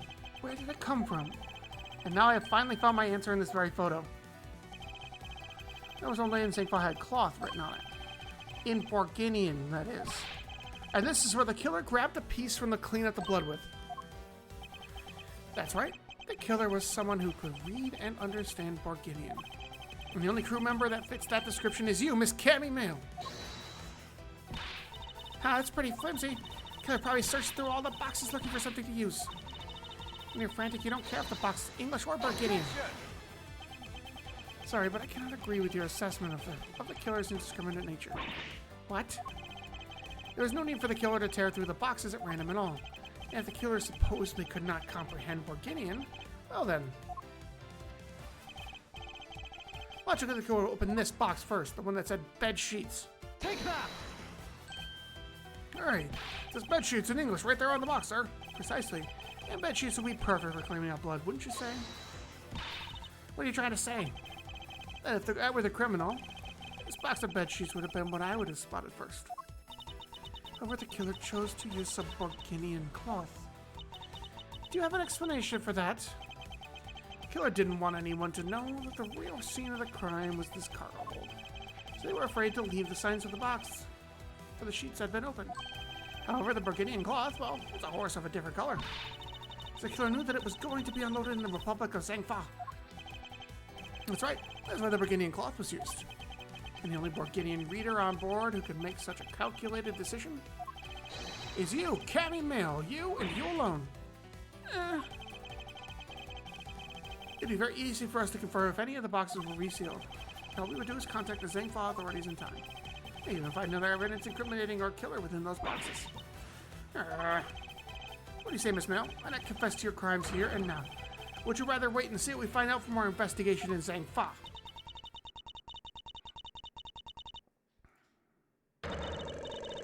Oh, no!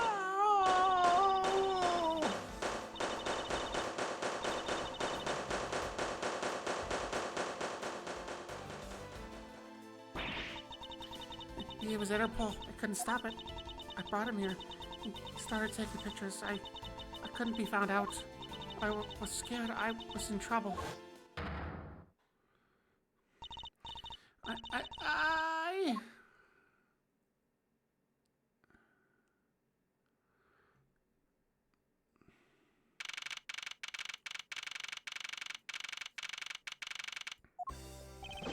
We finished making all the arrangements to take the suspect in, sir. Very good, Detective. What about the smuggling route? Did she say anything about that? We're taking her down to the precinct now. Hopefully we can get more out of her there. Whenever we approached the topic, she just started foaming at the mouth. You're scary, sir. She probably wasn't prepared to commit a murder all of a sudden. One thing is for sure, the ring behind this whole mess means serious business.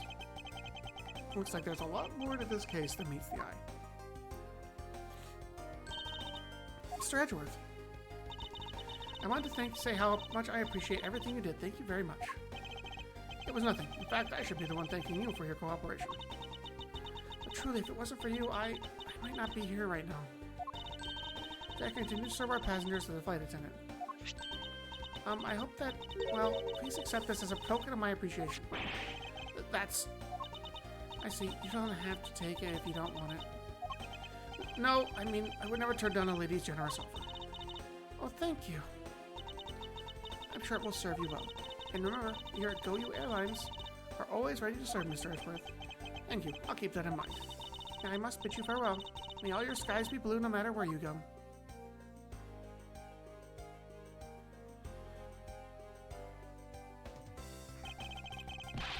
I can't believe we wound up investigating the whole day, sir. But boy, that was fun. Your self-mania was filled with earthquakes, elevators, and false charges. By the way, where's Franziska? Oh, she's filling out some custom paperwork for her departure. Departure? Yeah, Miss Von Karma was always really busy, sir. She's been flying from country to country to chase down some leads regarding her case. Detective, can you cancel the car ad you reserved earlier? You got it, sir.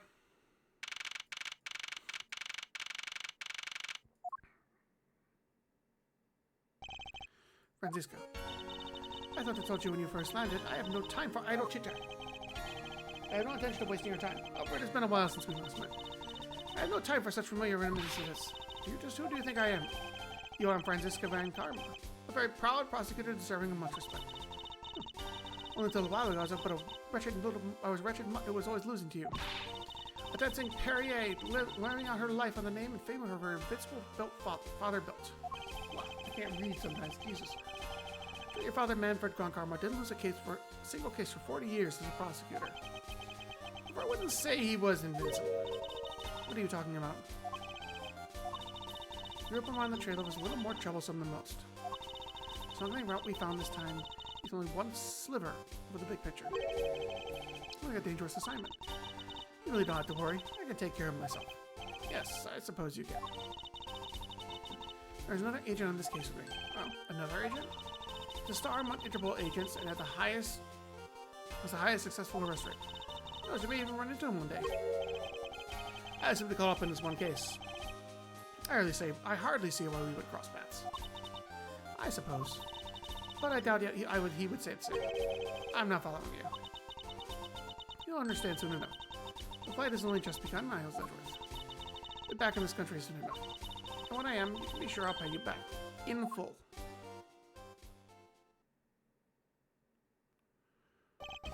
Just like that, she's gone, huh, sir?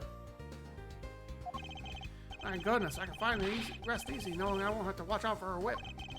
Detective Gumshoe, I want to thank you for all your help and cooperation. Oh, it was nothing, sir. I was just happy to be able to work with you again. Ha ha! I think I'm going to celebrate by adding a little extra salt to my instant noodles tonight. How much did you cut his salary by, Franziska? Detective, I was only going to be able to give a ride down to the prosecutor's office. Sure thing, sir. We'll even fly down the road in a patrol car if you want. Don't make me remind you, Detective. Safety first. On my first case upon my arrival at home, Franziska von Karma, the smuggling route she was after. The leaders of that ring had already put their trump card into play. The players on the other side of this war, they would begin to make themselves known through the next incident.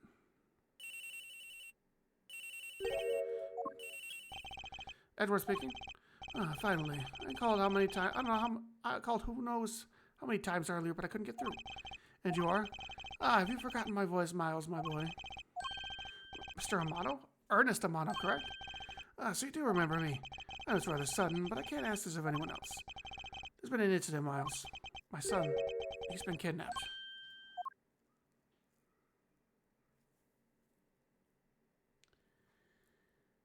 We're moving on to the next one now, baby.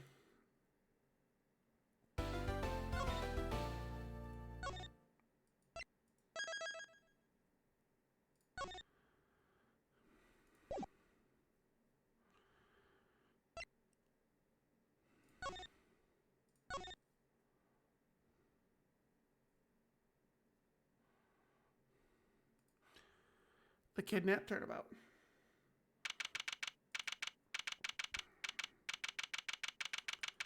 Okay, we're somewhere. It's time. Well, Mr. Edgeworth, I'll be following your every movement with my binoculars. Good to hear. Now make sure you don't lose sight of me. I'm counting on you for backup. You can count on me, sir. I have to go.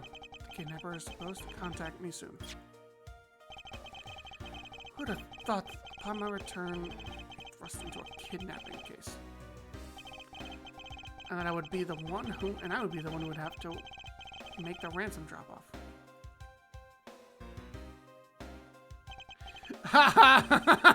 He's got the suitcase. So I check the money is all there, safe inside the suitcase. Just wait further instructions from the kidnapper. I'm going to be transferred my cell phone. Who else is around? This is the meeting place, after all.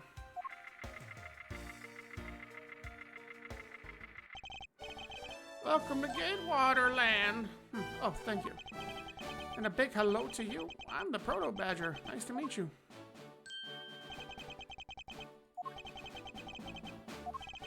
But were you perhaps thinking of taking a picture with me? A picture of you? Sorry, but I'm not interested. Aw, it's too bad. Well, have a good day.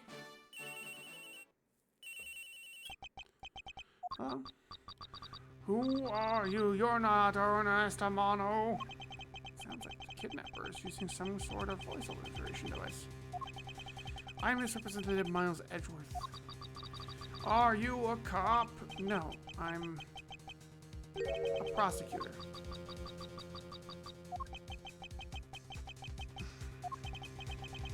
If you're wondering, and yes, I have brought the ransom money with me. Oh, I see. In that case, bring the money with you to the stadium. This person intends to see if I'm being followed. Please, Detective Gumshoe, I really need you to come through for me this one time.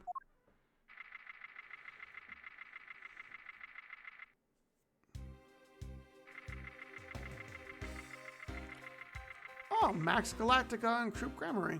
I know them. Oh, and the Gaviners. Claudio Gavin. I remember that. I know that guy too. Edward speaking. Next, come to the haunted house. Just how long do you intend to have me wander around for? That's for me to decide. You don't have much choice here, my friend. I suppose not.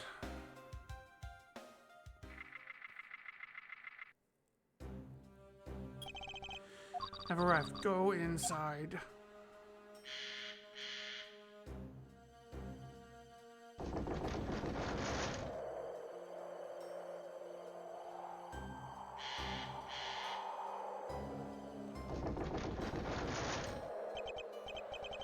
What a dismal place.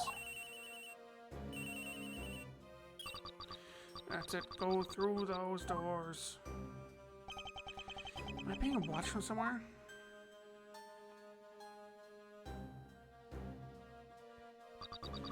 The money and go now.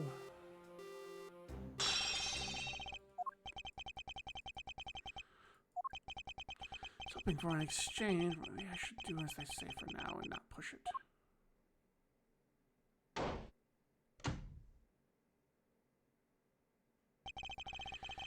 Even a glimpse of the kidnapper. I should keep an eye on this haunted house until police backup arrives.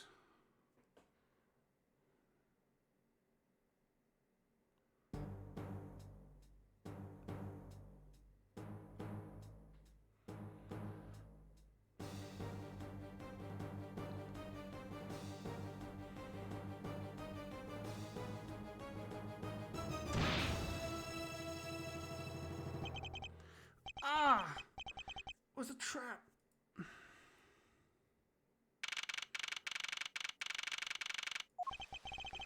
Guy betrayed. No, can't be. Then the deal is that. What are they talking about? Split police. Alright. In front of meetup. I can't move my body. I fear I may faint again.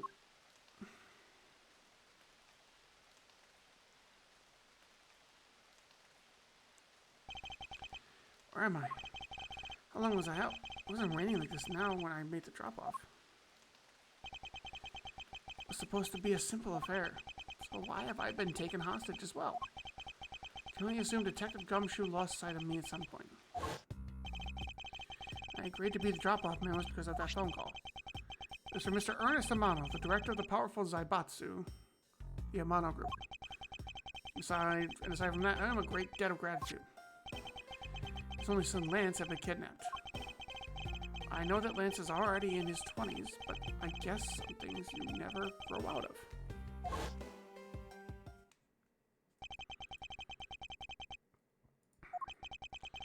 I can't sit around waiting for someone to come help me. I must escape somehow. Was that you making that funny sound?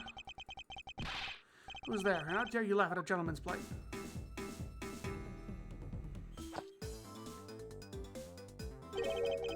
Who are you? Are you one of the kidnappers? Kidnapper? Me? No way, I'm not in such a petty crimes. No, I'm after something much, much bigger. I must be worn out from today's ordeal. Focus smiles. Oh, I forgot to introduce myself. Sorry about that.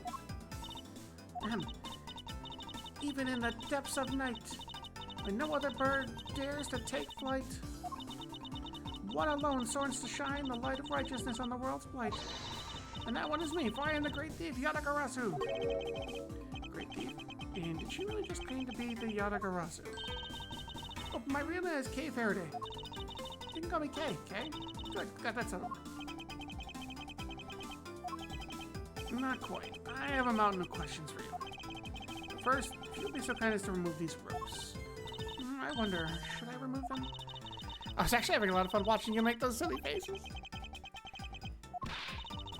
There's no need to get mad and all icy glary on me, you know. It goes through here, and there you go. If I my things. It's okay, you can bring it back in full later. Now then, what question should I start with? Unfortunately, I can already tell nothing is going to be easy with this cheeky girl. You call yourself a great thief. Are you really a thief at all? Do I have anything on me besides my badge and the Becky Wonderland map? You doubt me. I get it. think I'm a young lady, Michael couldn't possibly such a big time thief, right? It's not the part I have a tough time believing. I'm the real genuine Yata-Garasu, you know. Yep, I'm a pure-blooded great thief. Well, it's a little something I inherited from my predecessor. In case you wouldn't mind if I arrested you then, right? What? Of course I'd mind. I haven't stolen anything yet. Seriously, I don't know how you can say such a horrible thing to your savior. It's true, technically she hasn't stolen anything in front of me yet. You say you're the Yata-Garasu. Do you mean you are the Yata-Garasu? Yep. The most righteous of the righteous, the legendary great thief. But I inherited the title only recently. So I haven't had a chance to steal anything yet as of the second Yata-Garasu. The thieves could pass down their titles like that. But don't worry, I've got some big plans for the works. Big plans, huh? They wouldn't happen to lead to a big arrest, would they? I knew it. There's just no reasoning with a prosecutor. I'm not the problem here. You know that the Yata-Garasu has no interest in stealing petty trinkets. There's one thing and one thing I want to steal. There's one thing, and what would that be? Well, that's going to have to wait until we find our way out of here. Well, at least there is one thing we agree on. I'll have plenty of time later to learn more about you. What's your name is, Mr. Prosecutor? I guess not. I'm Miles Edgeworth. Ah, now I remember. How can you remember something I just told you? Sure is cheery. All right then, Mr. Edgeworth.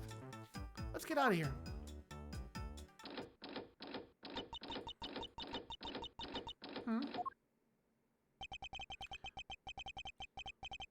Locked in from the other side. What? No way, I didn't hear you. La la la. Okay, don't you remember where you came in from, right? I think that might be our only way out of this room. Oops, slight miscalculation. That's a good height to make an entrance from, but I can't jump that high to make an exit. I suppose I have no choice but to look around and see if we can't find another way out.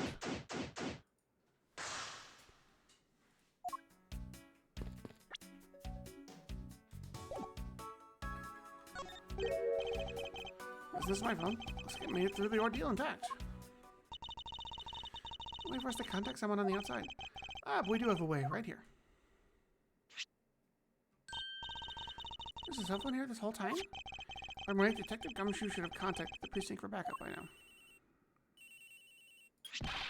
Mr. Edgeworth, sir, are you okay? I was so worried, sir. I'm fine. I was knocked unconscious for a spell by the kidnapper, that's all. I'm sorry, sir. I'm such a failure. If only I hadn't lost sight of you. Detective, we don't have time for this. Have the police set up a perimeter right now. You don't have to worry about that, sir. I already got the boys working on that. We're doing that. Sorta, what's wrong, Detective? Sorry to butt in, but I'm afraid you're gonna have to make do with me. Who is this? Shilong Lang of Interpol. A pleasure to speak with you, Mr. Edgeworth. I've had a great deal about you. Why exactly is an Interpol agent like yourself involved in a domestic kidnapping case? Don't sweat the details. Crime's a crime, whether it's on a local or a global scale. Besides, you're the one who's in a world of trouble. And why would you say that? Lang Z says, the pack that runs together stays together. You catch my drift? Way to rock us by running blindly into a situation and getting caught. You have contacted the police from the very beginning. I'm sorry, this happened because of a lapse in judgment. However, I humbly request that you please help me out of here post-haste. Sorry, no can do. What? We're hunting the kidnapper now and haven't got any hands to spare. As I said, my pack moose is one. You're the one who wanted to go it alone, so good luck with you, Mr. Prosecutor. But once we do catch the kidnapper, rest assured, we'll come find you. Eventually. You? What's wrong? Did you get cut off? No, my phone ran out of power. No way! Doesn't matter anyway. Should try to get out of here through our own means. Yeah, I have a name to live up to after all. We put our heads together, we're sure we'll find a way out.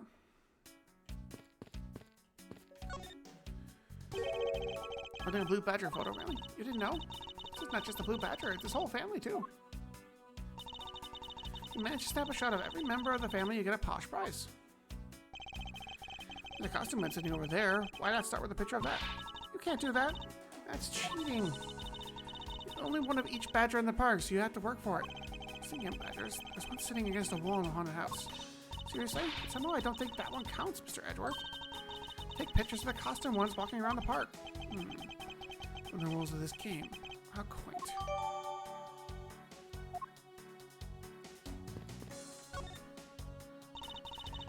Use this paint to help us escape? And what exactly do you have in mind? Oh, we can paint help in really giant letters. And who, pray tell, would see those giant letters? We're inside a building. Can't help it, we'd light the paint on fire and send out colored smoke signals. And who saw it would think some crazy arsonist was about and call the cops. Actually, they may not be great for me seeing everything at all. Let's try to find something other than this print to use, shall we? Yeah, there's something in the bottom right box. Well, I think it's a pink badger. A pink badger costume. Pink badger? You don't keep up with what's going on in the world, do you? In that case, you better study up on the whole Badger clan with this. What is this thing? Think of it as a Bible with all the things you'll never need to know about the clan. Whatever. I suppose to keep it as a reference guide or something.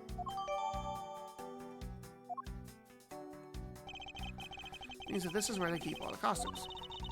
It certainly looks that way. It's like the Badger family's home. Very much so. 7 of them are currently. 7 of the costumes are in use right now.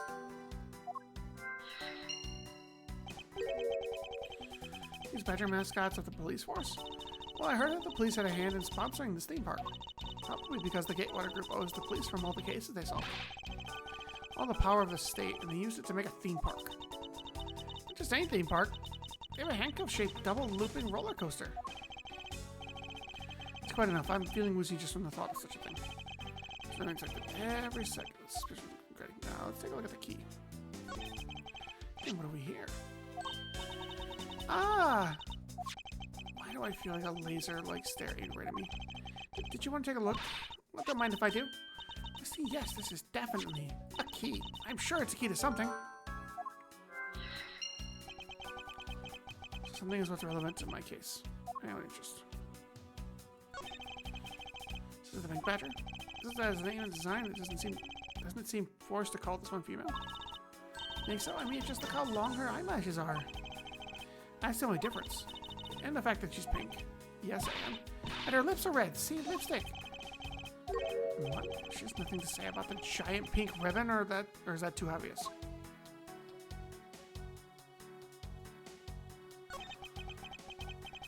This is the Blue Badger I might have to make it. But his name is Proto Badger, not Blue Badger. He's based off the very first design created by the local police chief. You know, when you compare the two, the Blue Badger looks a bit cuter. I suppose as he continued to redesign him, the chief managed to make him cuter and cuter. Humanity has come a long way when you think about how much we've evolved. Being the Blue Badger to humans now? So the Blue Badger's rival, the Bad Badger, huh? Do you feel some sort of reverence towards this Badger, Kay? Ha! Can't believe you would be so stereotypical when it comes to thieves. Surely you must think there are much cooler and cuter ones out there, right? I decided the thieves in thievery need an image makeover. Good luck with that one. It's the Blue Badger. Blue Badger! I suppose this thing can be popular with women. My nemesis. What in the... Why is she beating it up? He got the word badge right in his name. There's nothing but bad news for someone like me. I think he's out there wandering around in this park. I better be careful or he's going to arrest me by the power of his name alone. I somehow doubt the Blue Badger has the power to arrest anyone. Key these things.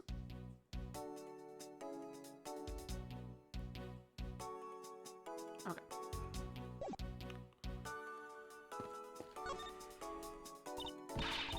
Yeah, why does the window so high up anyway? Is he supposed to make her daring escape? I suppose we could make our way out if we were able to climb on top of these lockers. That's pretty clever. You make a good thief, yes, Mr. Edgeworth. Please don't ever place my name and the word thief in the same sentence again. Just jump and grab the top locker here. Man, why did they have to make such ginormous lockers anyway? To use these lockers, we need some sort of foothold.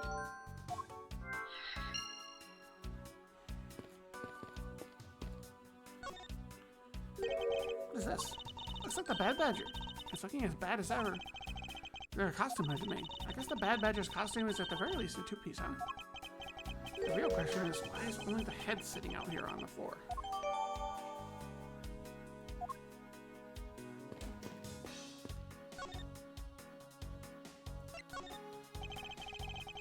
The person who kidnapped me went, well, after they locked you up in here, it sounded like they went into the next room and started talking to someone. I heard something as well, but it's all a haze in my mind. Well, I do recall that the kidnapper was talking to someone. It was just a guess before, but I guess I really am dealing with two kidnappers here. After that, they left. It almost seems as if they were done with you. I suppose that is the case, as my kidnapping seems like an afterthought to the 1 million. They went into the next room. Well, let's see what we can find out through the slot.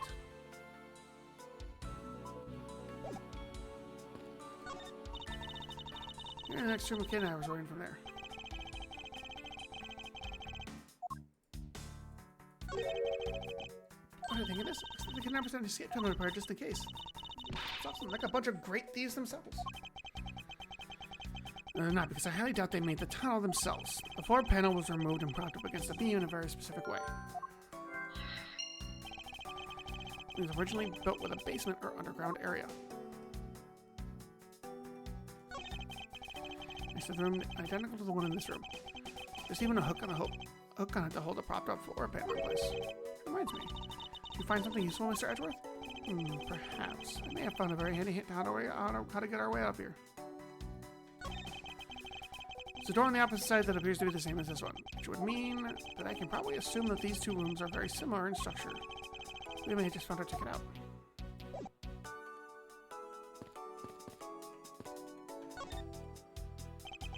This is the beam I was tied to. What's up? I think perhaps we could make it over to unlock that window if we climb this.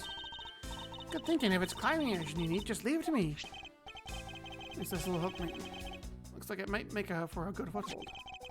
Okay, and good luck. Count on it. Great thief Atticus who spreads her mighty wings and sets the sky. Here I go. As I thought, the beam was definitely not made for climbing. What do you mean, as I thought? I'm not your guinea pig, you know.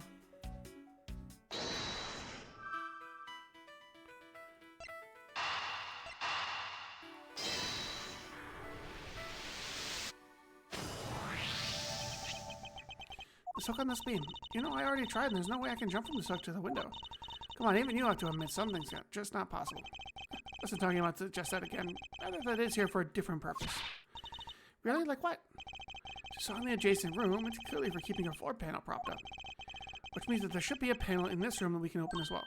Oh, I get it. Existence all this time because it was being hidden by this tarp. Alright then, let's fold this thing up and see what's underneath. Now this is what I call a treasure.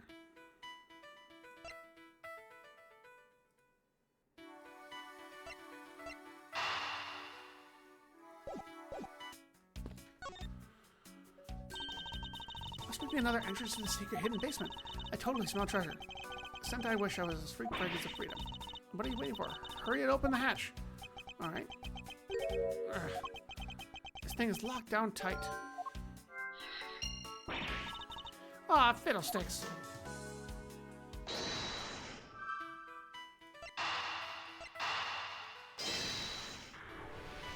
Okay, thank you, Blades, for the hydrate. I believe you're okay.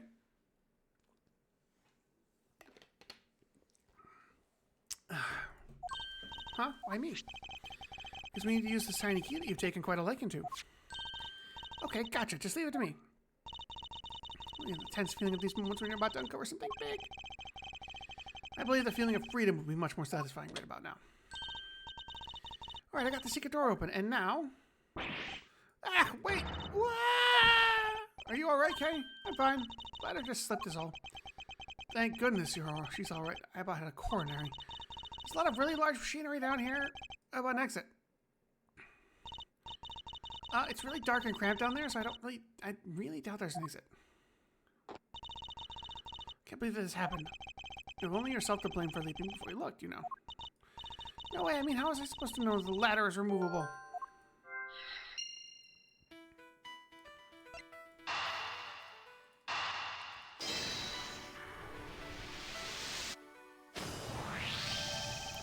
Forget how we will escape this prison cave.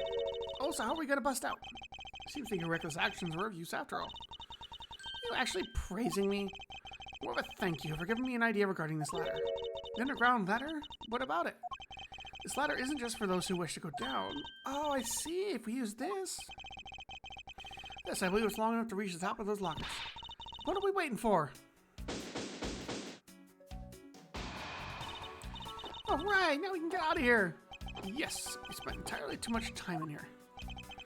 Kidnappers who held me hostage and a mysterious Interpol agent. This case is only getting started, and I'll be the one to bring it to a resounding end.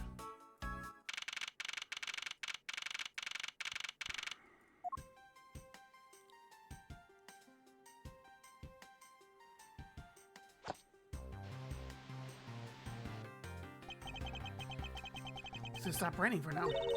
Yeah, thank goodness. You have no idea how hard it was raining earlier. Mr. Edgeworth! So glad you managed to escape, sir. I was so stressed, thought my heart was gonna give out. Detective Gumshoe, may I ask what in the world that is? Well, that's, Count off! 1, 2, 3, 4, 5, 6, 7, 8. 9.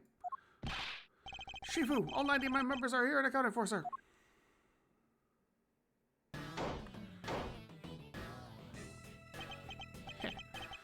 What the heck do you think you're doing, counting my clubs off like that? Every person is a valuable human being, you get me? But everyone has a name for their pet being their parents gave to them. No one is a 2 or a 3. Everyone, regardless of age and rank, is number 1. Got it? Shifu, Shifu. You are Agent Lang, I take it? You know, Fidel, how dare you address Sheriff Shifu so rudely? Mei Z said, a cub who disrespects others feels the disciplinary bite of an elder. Don't you ever forget to show the proper respect towards another person. Sheena? This isn't much, but please accept my card. Oh, thank you. Please, thank you. Please accept mine in return. Y'all see that now? That is a proper way for 2 people to show their respect. Keep that in mind, you'll get far in life. Got it? Ah, that's right. Francisco did warn me. Something about an elite Interpol agent from the Republic of Zangfa. Apparently, this man is the highest successful arrest rate in the organization. Agent Lang, what exactly is an Interpol agent involved with this clearly domestic case? Oh. Well, I'll take a step for, I'm gonna use the restroom real quick while the ads are going on. Be right back, everybody.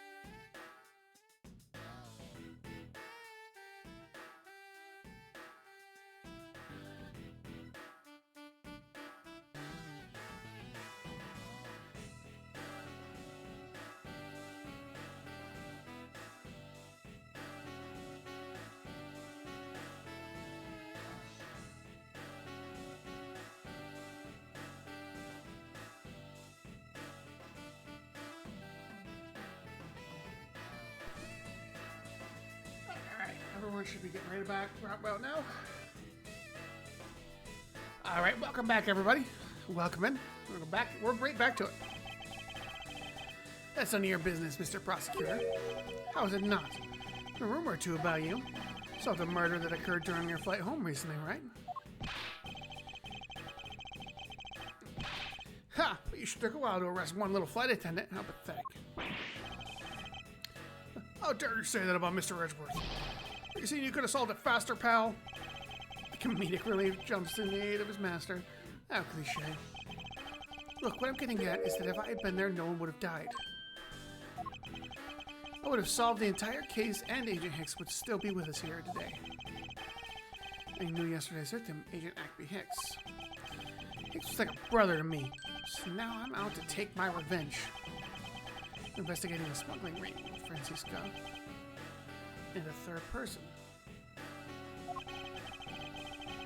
So see the man she was talking about. In that case, you should immediately understand how I feel. As the kidnapped is someone I know. So I ask you, please allow me to participate in the investigation. So your neatly trimmed courtroom of Eden, you know. You're out in the wilderness now, Mr. Prosecutor, and you're way out of your league. No hard feelings. Why don't you go back to your courtroom now, pretty boy? You dare mock the court? I do. And I don't need the help of a filthy prosecutor. Sorry, but the truth doesn't need the likes of you to distort it today. Who's the filthy to describe a prosecutor? And why? Why do I feel such a touch of loathing emanating from him?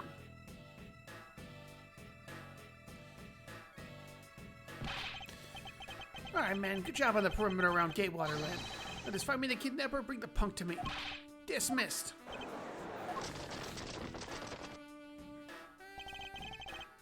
Bye, Mr. Prosecutor. You sit tight here and don't cause any more trouble, understand? Wait.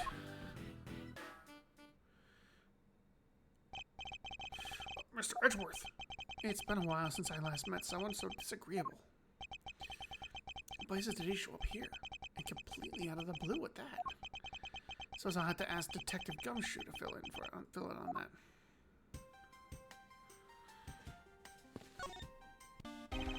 Great job, Detective. Sir, for losing sight of me and the kidnapper and allowing my investigation to be hijacked. Sir, I look forward to your next month's salary assessment. But the case isn't lost yet, sir.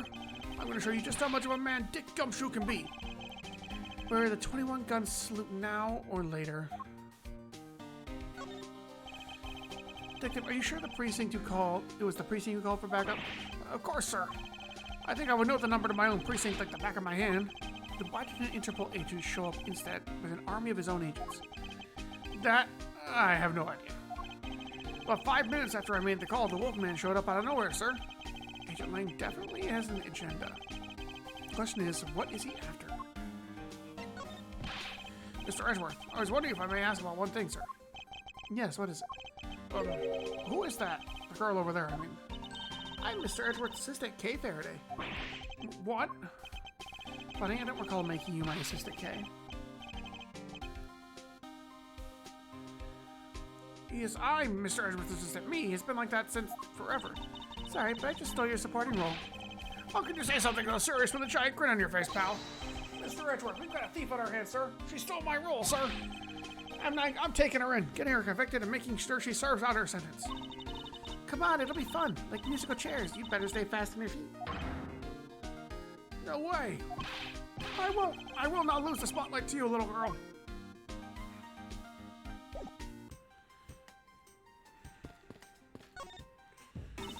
Man, you can't call me doing any stealing with all that detective around. I suppose it's easy when there's this many members of law enforcement in the vicinity. It's alright, it's not like I'm in a hurry to steal just any old thing. Just, do you plan to steal something or not? Quite a mystery, this one. Maybe I should talk with her a bit more. So what are you going to do about your investigation into the kidnapping? Good question. Since Agent Lang holds the authority to investigate this case now, this makes things a bit more complicated. Money, can't let that stop you. I'll leave it into your hands. Let's go. But you're a self-purported great thief, are you not? I don't believe I can let someone of an unlawful nature participate in an investigation. You don't like to listen, do you? I'm not just any old great thief. I'm the Yatagarasu. And as I said earlier, the Yatagarasu is just one and only one thing. What is this one and only one thing that you're after? The Yatagarasu is only interested in one thing. And that is the truth. I see. Well, 7 years ago, there's a vigilante who threw the business world into a panic. When mysterious and phantom-like the Yatagarasu appeared and vanished at will. We still don't know much about this thief's ultimate goal. We do know the targets. Aggressors like to find and publicly disclose evidence of corrupt dealings of all sorts. Since the target was chosen, no dramatic calling card or announcement set forth. The chosen corporation was infiltrated without even the target noticing. 2 days later, the evidence that was found was sent out to the mass media, along with a card with this mark of three-legged raven.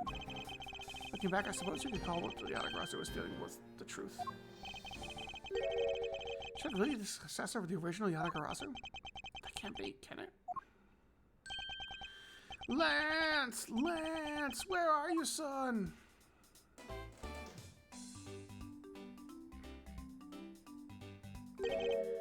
Mr. Amano. Oh, Miles, my boy. I'm sorry to involve you in such an affair after you've just returned. Mr. Amano, I gladly offer my assistance. After all, I have you to thank for how well things turned out during my time abroad. If it wasn't for you, I might not have been introduced to that law office. I had the chance to study the inner workings of another country's judicial system. No. Think nothing of it. As you know, Manfred and I go way back. I consider a beloved disciple of his to be like one of my own blood. You want to go overseas again, you need only ask. Use my company's vast enough to send you anywhere at any time. So who's the old man?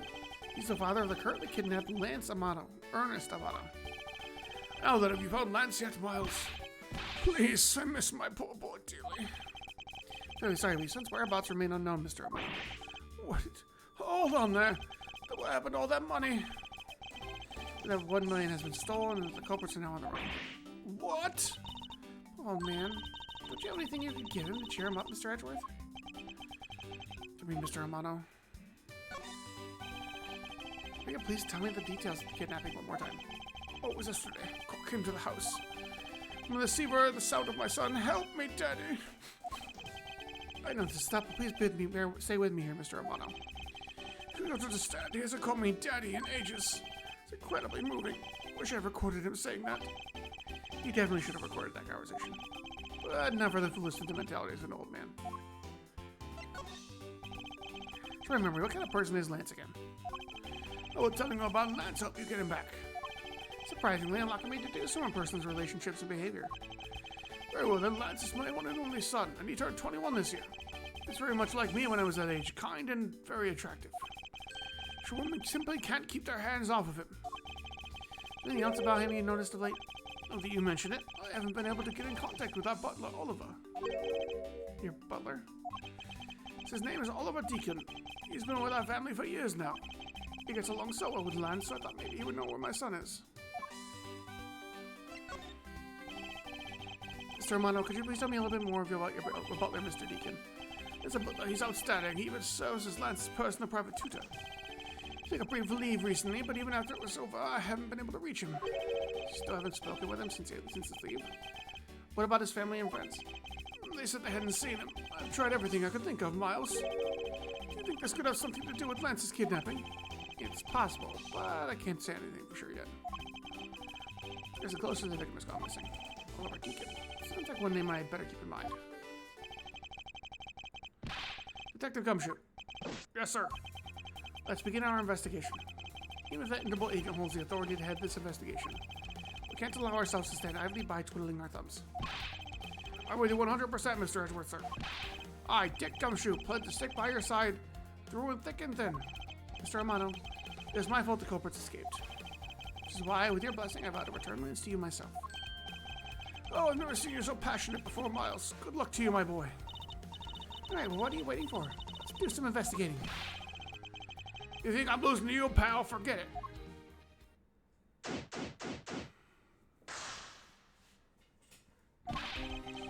We'll start examining first. Stage on Lang, we can't leave this area. But the culprits were here until recently. Which means they might be able to find some clues that tell us how they escaped. Okay, let's get looking. Hey, you there. Oh, me? What are you doing goofing off in a place like this? Wasn't goofing off, I was about to help Mr. Edgeworth kick off his investigation. You imbecile. All precinct detectives are now under Agent Lank's direct command. No way! I am not working for Wolf Boy. Mr. Edgeworth, can't you do something? I'm not exactly in a position to argue, seeing as how you are a member of the police. Good, now let's go. No! have I got just the job for someone of your talents. Well, that was exciting. Okay. What? Get you home all ready to get down to some detective work? You should go home. Your parents must be worried about you. Oh, come on. I finally get to be your assistant and you try to ditch me? I recall offering you the position. I do have to be so difficult. Besides, it's already too late, you know. Like I said, I've already stolen the position of assistant a while back. Ha! You're the one asserting that. Well, by the time anyone notices, it's already gone. That's the Atagarasu way. You should speak so lightly of things you know nothing about. Fine, whatever, you win. Go home and do your little investigation. But the talented assistant K is going to tag along no matter what you say. Even if she turns out to be useless, she's not going to listen to me. Might as well surrender and let her come along for the ride.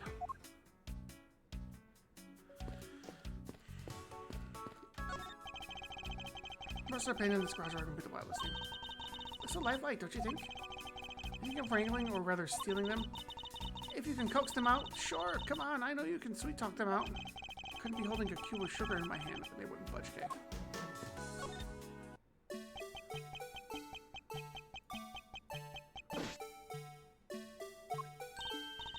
Hey, it's the Blue Badger.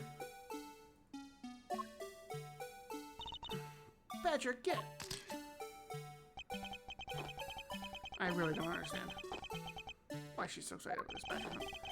There's a person inside of there. Mr. Badger, I wonder if you might share with me what you saw. Using the contorted wriggling dance again. Aha! Oh no, not this guy! Son of a bitch! You'll undercover my identity, sir. I was remain under that head, sir. Aren't you Officer Meekins? Sir! Mike Meekins reporting for duty, sir! This man was a witness in one of the cases I had 2 years ago. But the only thing I remember about this officer is that he often spoke and acted before he thought, which gave me a great deal of headaches. Is he a friend of yours, Mr. Edgeworth? I've met him in the courtroom once before. Why was he so upset when we unmasked him? There's something to hide. Officer Meekins, why are you standing here wasting time? Sir! Because I am not a police officer right now, sir. I am the Blue Badger. And I'm creating memories and dreams for the kids. It's never a waste of time, sir. I have a dream to become big as a Detective Gumshoe. I was patrolling a scorchingly boring beat until a little while ago. When the dispatch radio on my shoulder crackled and the kidnappers had escaped, sir. I thought maybe this was my shot at making a detective, sir. I rushed over to join in, but when I got here, there was a sea of people already. And I couldn't spread my trademark friendliness and join on to anyone. Some people never change. So why exactly are you in this ridiculous outfit? Sir, that's because, sir, I'm here to keep the visitors in good spirits, sir. But it's also to hide the fact that I'm an officer on the trail of a kidnapper, sir. I see. Agent Lang was very unwise to employ this sort of diversionary tactics. To be handled by the role of the Blue Badger out of all the different disguises, sir. It's such an honor. How long have you been standing there, officer? Sir, for about 1 little hour, sir. That's around the time I woke up from being knocked out unconscious. And I've been here ever since, sir. That's true, and it's possible Officer Meekins saw the kidnappers escaping. But however, sir, must tell you I didn't see a thing, sir. I haven't asked you anything yet, officer. No, but I know you will, sir. He's hiding something from me. So Meekins, I insist you tell me more about your recent movements. Sir, I've been playing the Blue Badger this whole time, sir, and getting into it, too. I patrolled the park and all while wearing this costume. And about 1 hour ago, I came over here, sir. I haven't seen any suspicious-looking people this whole time, sir. But I did see a badger, sir, a lone Blue Badger. You said just now just contradictory to the facts. How so, Mr. Edgeworth? So Meekins' testimony contradicts.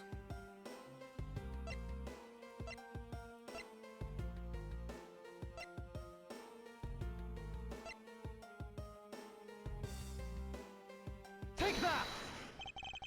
Contradicts this piece of evidence. I'm just a little patrolman, so I don't understand what you're talking about, sir. Can't say I get it either. This is what I was looking for. You just said one more time. Of course, sir. I'd be honored to repeat myself as many times as I needed, sir. There was a whole little hour I didn't see any suspicious looking people around here, sir. But I did see a badger, sir. A lone blue badger.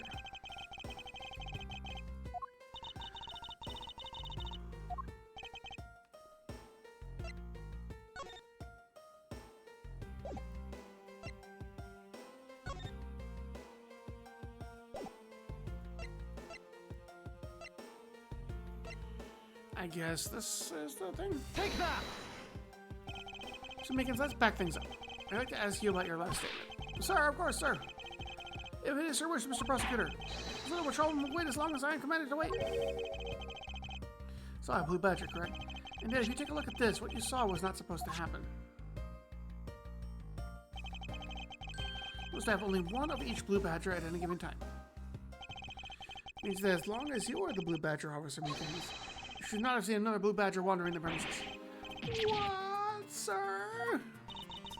Then that would mean that there are two blue badgers walking around, and why?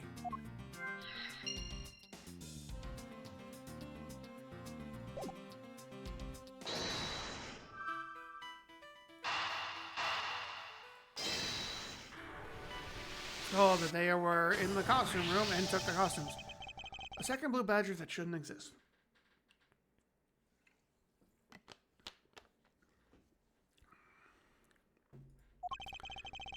Clearly, the identity of the person underneath this. Oh, I know, it's one of the kidnappers, right? The person wore a costume to get away. Precisely. After all, the costume that went missing from the storage area are a blue badger, a proto badger, and a bad badger. Yes, those three.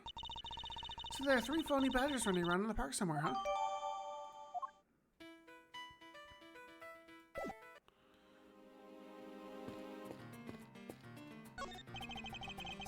Set tire track originating in the garage. Ah, so that means the car left the garage at some point, right? Correct. For the car to leave these tracks, mean that it left during the passing rain. One situation when these tire tracks are made of mud. 3 treads. We safely assume that it's a special type of car.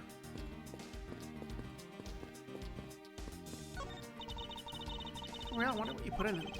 Water could be the obvious answer. If you stored water in a barrel underneath blazing outside, wouldn't it go bad? People in that period probably didn't care about how it tasted. Sorry, but I can't let you get away with making fun of our forefathers. Or maybe they really like strange tastes. Just making fun of them now. Look, there's a blurb about the cactus here. This cactus is a very gracious gift to Gatewater Land from the local police precinct. I can't believe the police went so far as to even donate a cactus to this place. So this is the police department's running a cactus farm on the side?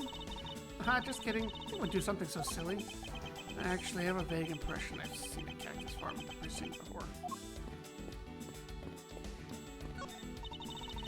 But isn't this one of those things you eat high horses to? Yes, although the horses are in another location at the moment. Aw, and here I was hoping I would get to ride one. You know how to ride a horse? Nope, never rode one in my life. But I have an Asian friend who was born in the year of the horse. Non sequitur is delivered to describe your logic. Yeah, there's a bunch of footprints in the mud over here. I remember rainfall here. Oh, I remember rainfall out here while I was being held in there. If it was just a passing rain, that's why the ground is already pretty much dried up. Should be thankful. There's some nice footprint samples. You know what? I bet if we followed them, we can find out where the kidnappers went. Plus, we'd be able to spot them because of their muddy shoes. I think it'd be that easy. Why not? Look carefully. There are quite a few different sets of footprints. We don't know which ones belong to the kidnappers. We don't know which kind of shoes they were wearing.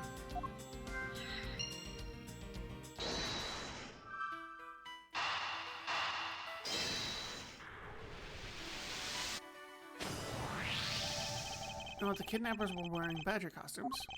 Those footprints from earlier take on a new and very significant meaning. Now we know which tracks belong to the kidnappers, right? Yes. More than the shoe prints, we need to follow the paw prints of the badgers. Hey, Mr. Edgeworth, it's time to use those footprints to go badger hunting.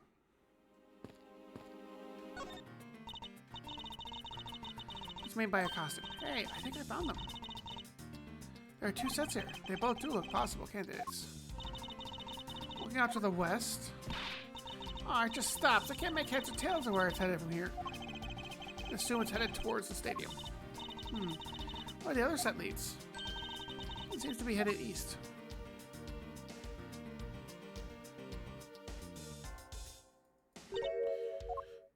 Huh?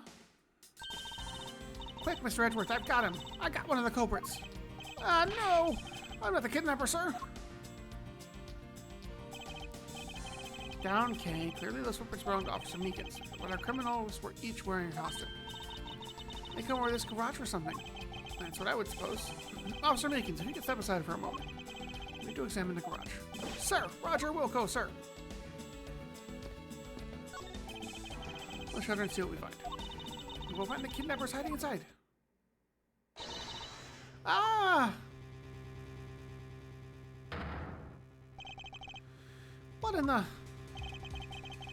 Maybe someone across a dead body. She must be in severe shock to have been the first to find it. Now then, who's this man? It's Oliver! Mr. Amano, are you saying this man is... Yes, he's my butler. How could something like this have happened? And why was Mr. Deacon here to begin with? Better investigate this crime scene quickly before Agent Ling or his men return. We're running right to this garage. And right to a dead body. It's possible one of the kidnappers is now a murder victim. After examination, I believe this man died of a fatal bullet wound. Sure, call for someone who just found a body. It's surprising what one can become accustomed to in the span of 2 days. My wife says very suspicious looking cranny. It's an unusually shaped pendant. What is it? Is it some kind of making some sort of composure? It's like a horse pendant. It's got an antique feel about it, and there's a really pretty. Hold on. It's made of platinum silver. Nice. It is worth something after all. Oh, and look, there's something written on the back. Colin Deveray. It's a name. Colin Deveray. This man's name is...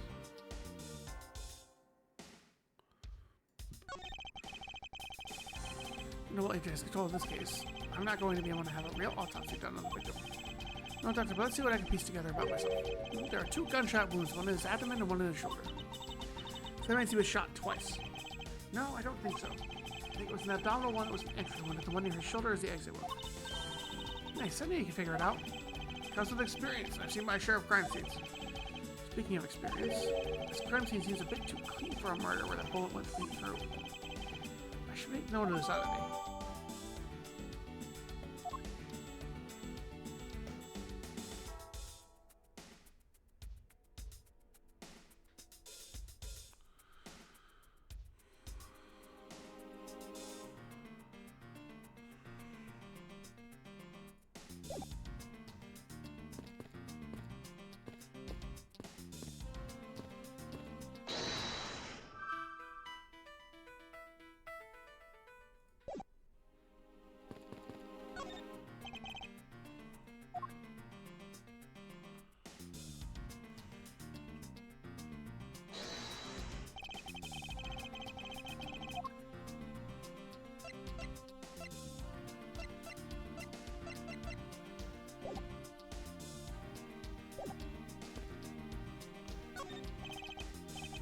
This body. Yes, that's my butler, Oliver. What happened, indeed, and why was Mr. Deacon here to begin with?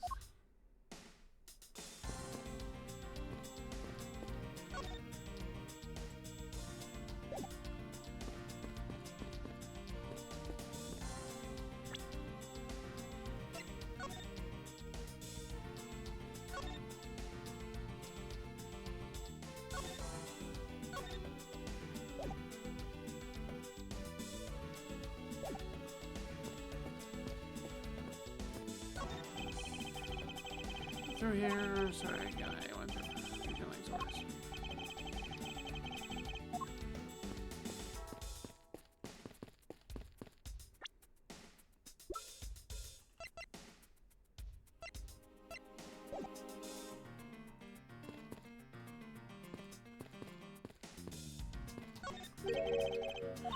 Alright, yes, from the looks of it, there must be the Blue Badger mobile. Yes, 3 tires, so maybe those left the tire track behind. Sorry, that's simply not possible. Why? Look at the tires. There's no mud stuck to them. Or must have been here since before it started to rain. Okay, gotcha. Good eye. It's a shame I don't see any clues around.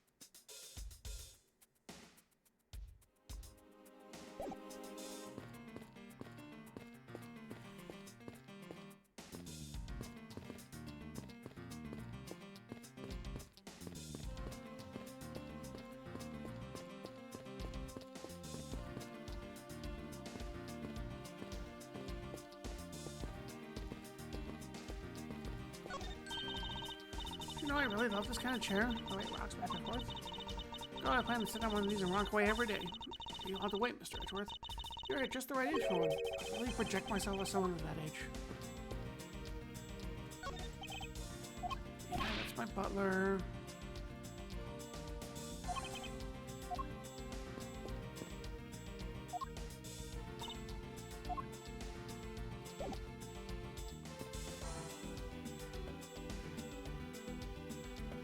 Let's see here.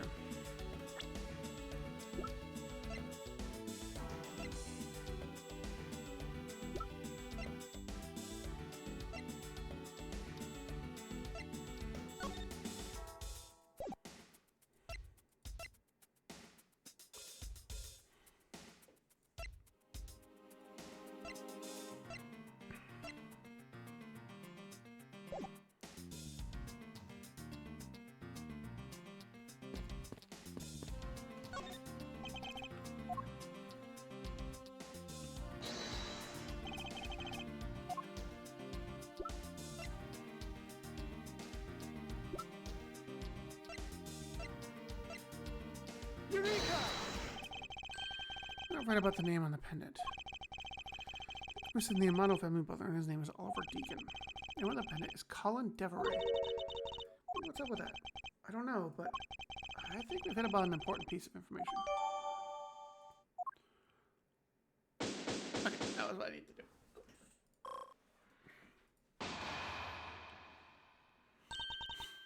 Lance, where are you, sweetie? Maybe you are. Badump. This is bad. He's really good looking. Stop it, Lauren. You can't let yourself fall for a playboy like him. You're in love with. Someone doesn't know the meaning of the phrase inner monologue, huh? Sorry to interrupt your conversation, but could you be a friend of Lance's? Yes, I'm Lance's girlfriend. My name is Lauren Popes. His girlfriend? Oh, it's not like that. We're more like friends, and we're not lovers or anything. Well, we haven't gotten that far yet. But I guess that's how people are going to see it, so I should just accept it. I even got this ring as a present from Lance. Swoon. You know, she reminds me of a cartoon character. Inquire as to why you're here. I haven't been able to get in contact with Lance lately. I've been getting really worried. Did a word for him, and then I heard about the kidnapping, so I came here. You're really strong for having made it through all this by yourself. Is it true? Has Lance really been kidnapped? No one is supposed to know, but yes, it's true.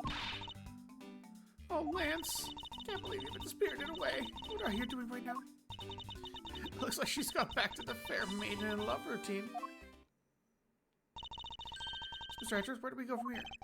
Found a body. We should look into the murder.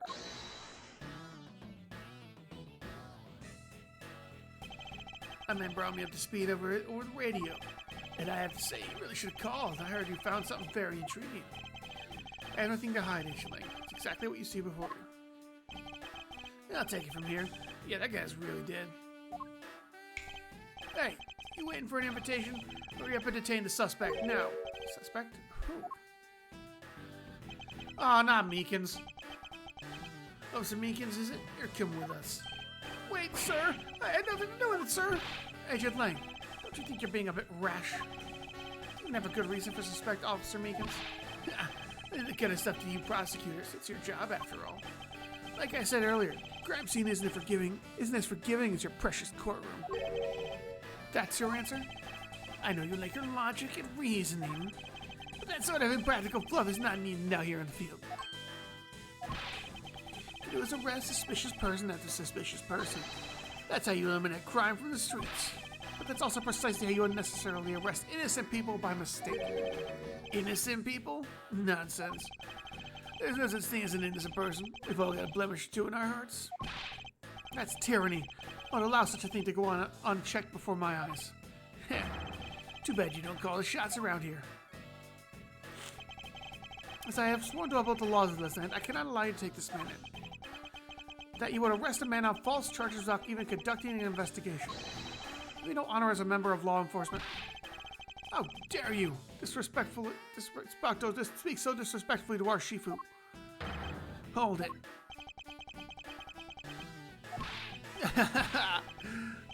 You amuse me, Mr. Prosecutor. Langsy says every pack has its own rules. You can play by their rules and come out on top, and that is true victory. Alright, give me your beloved laws a fair shake. I'll show you just how much investigating I've done. Through any line of logic. Shoop! How'd it go, Shoop? Did you guys get your clear? Ah, you did get your clear. Congrats, Shoop. Good job.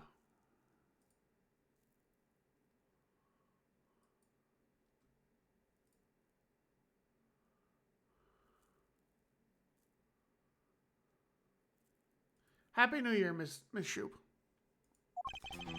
I've seen a lot of bodies like the one being carted off in my time.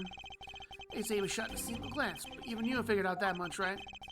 The current gun law is not exactly easy to get your hands on a gun. Not unless you're a member of law enforcement like Officer Meekins, is that right? That is your reasoning? Solid as a rock. It's based on the philosophy of detainment. What's this philosophy of detainment? You don't know? In that case, pay attention, girlie. In my country, the criminals have a saying, beware of the wolf. Why the wolf? Because in my language, lang means wolf, and you don't mess with me or my pack. As for the detainment philosophy, its father is my honorable ancestor, Lang Z. You think I'd have heard of him in his teachings, because that goes.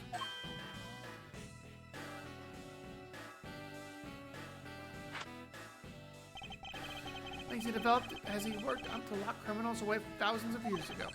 To this day, the Zangfa police still trains its recruits under its philosophies. But thousands of years ago, that makes your story about as believable as a fairy tale. Anything wears down and breaks over time. Do you really believe something as ancient as that can be applied to today's world? You want to put it to a test? Los Angeles Attorney investigation is going. It's going well, Miss Shoop. It's going very well. I appreciate you picking it up for me. Thank you. Guarded off in my time. Hold it! So what can you tell me about the body? A lot. Well, an autopsy of my ways. I teach you the basics of forensic along with the detention philosophy. Oh, then you wouldn't mind telling me a little of what you figured out, correct? Let's say he was shot in a single glance, but you figured out that much, right? Hold it! I think anyone who saw the bullet wounds would come to the same Not conclusion. go back! Hey, don't pat yourself on the back yet. What's that supposed to mean?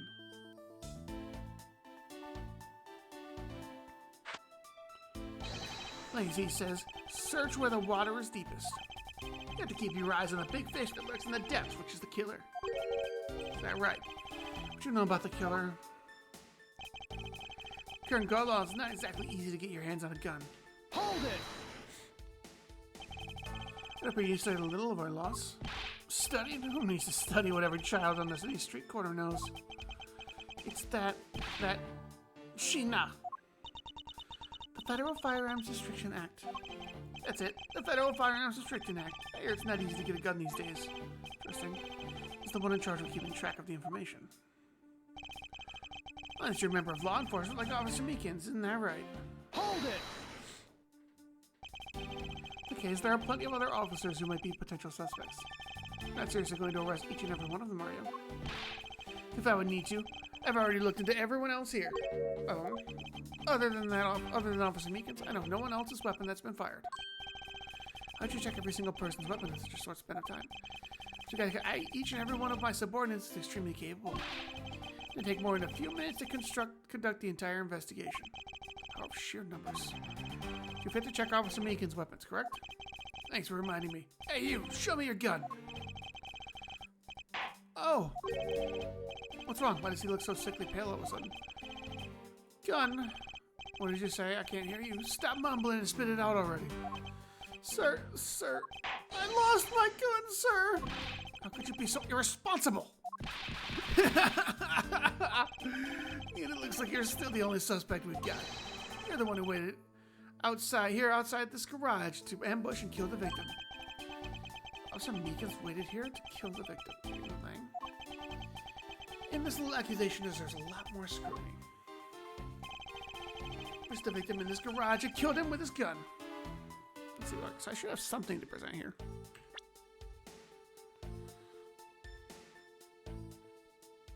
New, let's press. Hold it! You didn't tell me that the murder occurred here in this garage. In fact, the suspect was found almost next to where the body was found. I'd say it's pretty obvious that this is the crime scene. Lindsay says a criminal always returns to the scene of the crime. Hey, finally a quote even I've heard before. Furthermore, Lindsay says,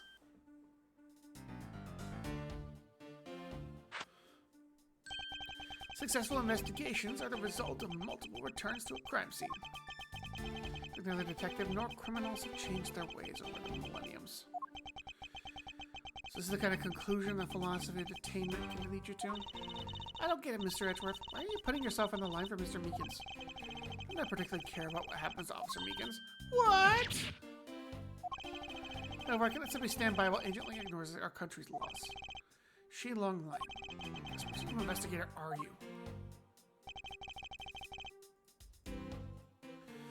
Alright, so we want to be on the last one and we want to present the body because there was a distinct lack of blood.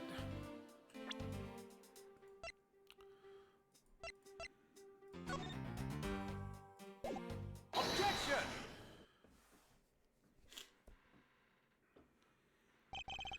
Wait for you, Agent Lang. That is simply not possible. What do you mean? You've seen the crime scene for yourself.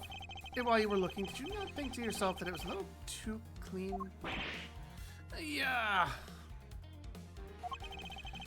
Because there was little blood. Do you still wish to claim that Officer Meekins committed the murder here? This isn't the crime scene. If it was your men who led you to think it was, I should just leave this case to the local police and to set the record straight. Not bad. I see your logic can be just as sound as mine. In that case, let me ask you this. Don't you think it's weird that Officer was hanging out around here in the first place? Weird? How so? Hey you! Your squad's not even supposed to be in this area, right? What were you doing neglecting your duties and loafing around here? You dare give me some lame excuse like, I found myself taking a walk. Sir, I really did take a walk, sir. You're a disgrace. How dare you take your pack obligations so lightly? Officer Meekins is looking extra meek. Is he hiding something? Mr. Edgeworth, please, sir. Save me the way you did earlier, please, sir. Officer Meekins, please give us a detailed account of what happened. Sir, not you too, sir. There's an ad break going on. It didn't even let me know beforehand. I even looked over.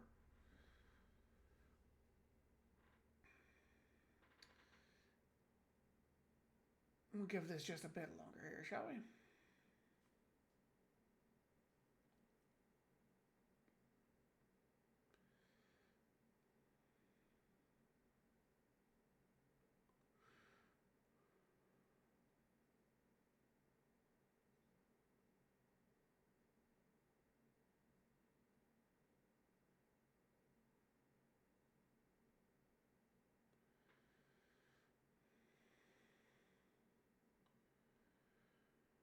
Only about 5 seconds left and we'll be back.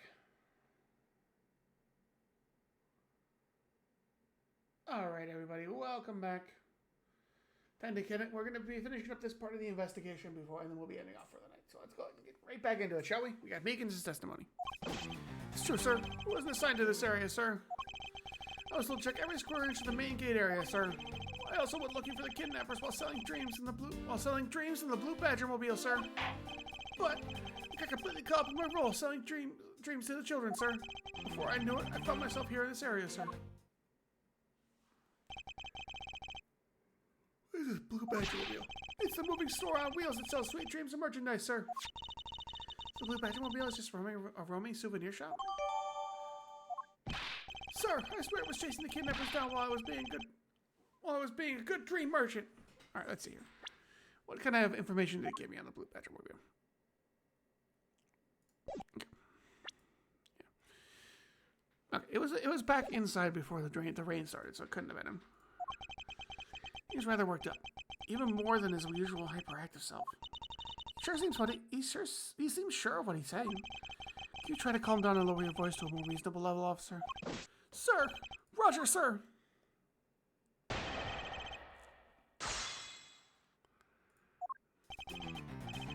true, sir, I was assigned to this area. I'm gonna go press. I'm gonna press him on the blue badger mobile.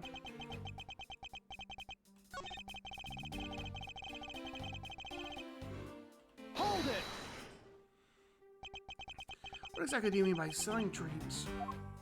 Sir, the blue badger mobile is where dreams are collected. What? Sweetness is like you never know except in dreams, ma'am. Like innocent drops. And bitterness found only in nightmares, ma'am, like guilty jawbreakers. Stealing those as I push the blue badger mobile along is my sworn duty, ma'am. But I can complete Captain Moreau selling dreams to children. Sir. Hold it! You forgot to look for the kidnappers? No, sir, of course not, sir. I would never do something like that, sir. You're absolutely right. Well, you're good at this forcing people to confess thing, Mr. Edgeworth. To be frank, I'm a little man, sir. I'm better at selling kids a few small dreams than being looking for a big crook. Enough following your own self-pity. Let's return to your testimony. Yes, sir. Put myself here in this area, sir. Hold it! How did you wind up all the way over here? I was in the middle of a sea of kids, sir. One of the kids decided to challenge me to a fight, sir. I had to run away from the child's painful drop kicks, and before I knew it, the good old drop kick. I dished out my fair share of those when I was a kid. It was always the best when you felt when really connected to your opponent. In any case, you wound up here for a reason completely unrelated to the investigation. Sir, that's right, sir. That's not something you should be admitting to with your head held high, officer. Forgot about his real job and begin to move back. However, there's one flaw in Officer Meekins' story. I feel like he'll need some prodding before he'll spill the beans. Hold it! Alright then, where were you sent to? Oh, so I think I already went through this, yeah. And why are you here in the Wild Wild West area? It's because of a very deep reason, ma'am.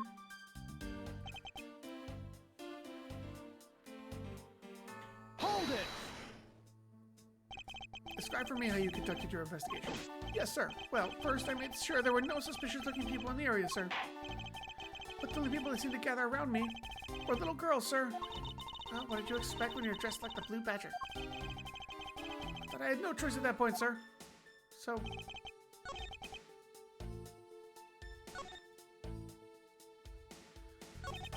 Alright.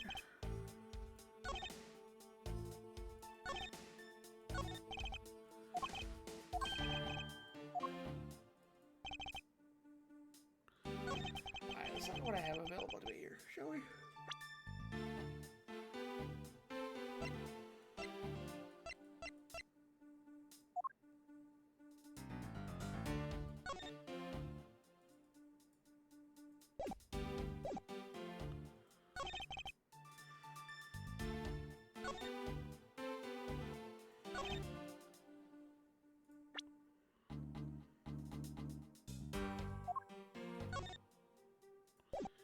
I'm not sure. Objection! No. Let's think about the second chat here, shall we?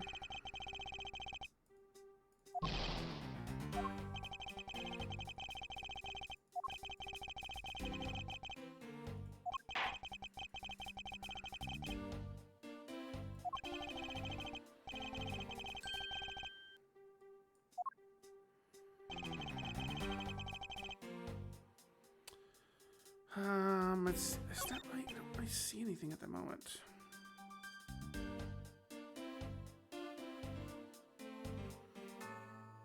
So let's think about this, chat.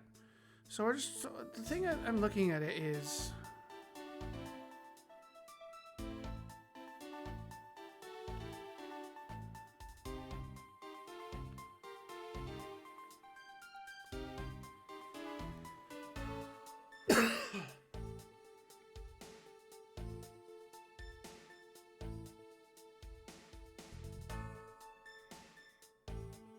So, let's look at the evidence here. What do I have that we can use?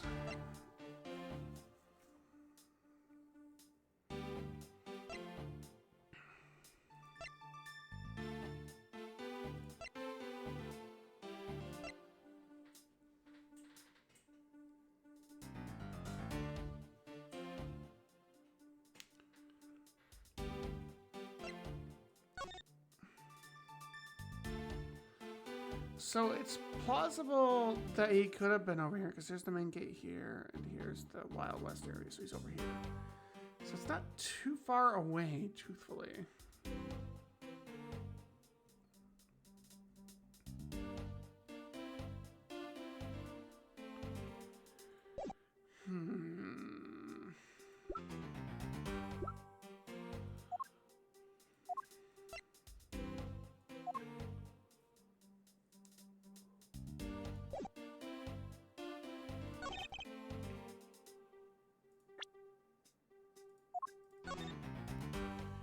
Do this. Objection! Nope, that's not it.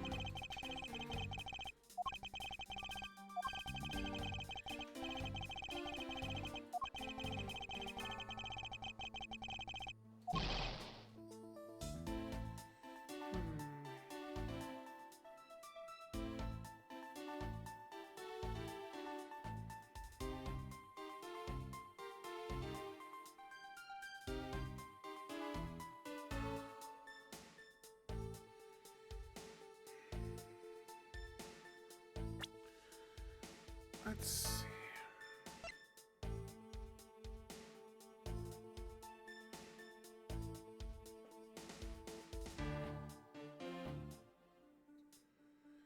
So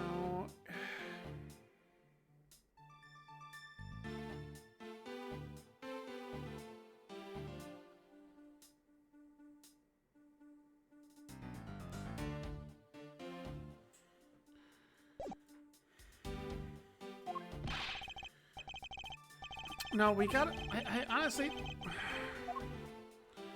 right. It's got something to do with the Blue Badger mobile. Fuck it. We have plenty of fucking. Let's do it here. Yeah. Objection! Oh, of course. Now it's the fucking statement where I get it is where it's supposed to be. Usually that's fucking never. Never mind. Done. Never mind. I need to stop asking questions. Sir, if I'm lying, sir. Yes, you are. If you're really out there selling dreams with the Blue Badger mobile until recently, then what is it doing here inside the garage?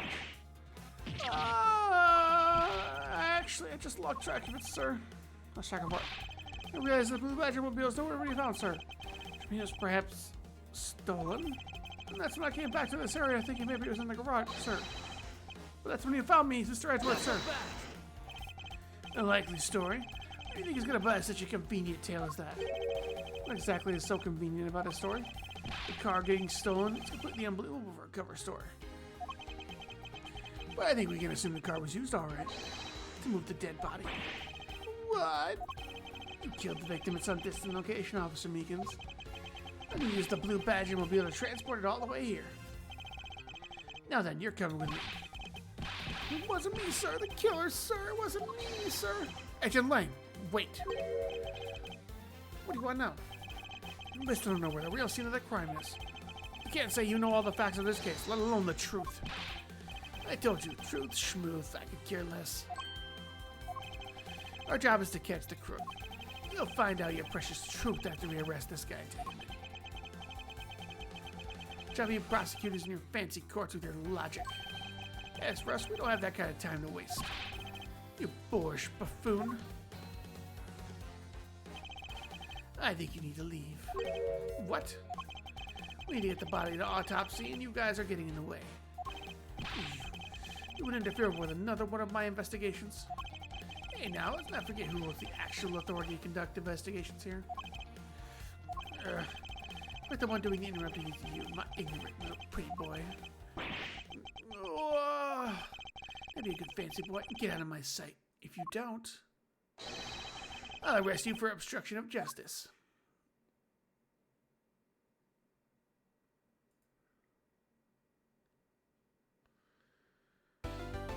Perfect. There we are.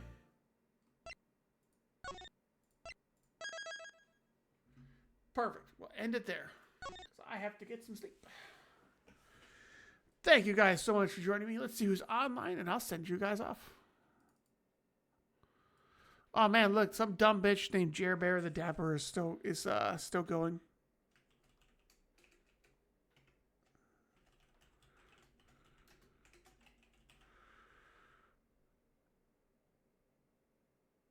I'll send you guys over there. Thank you for joining me, and I'll see you next time. Later.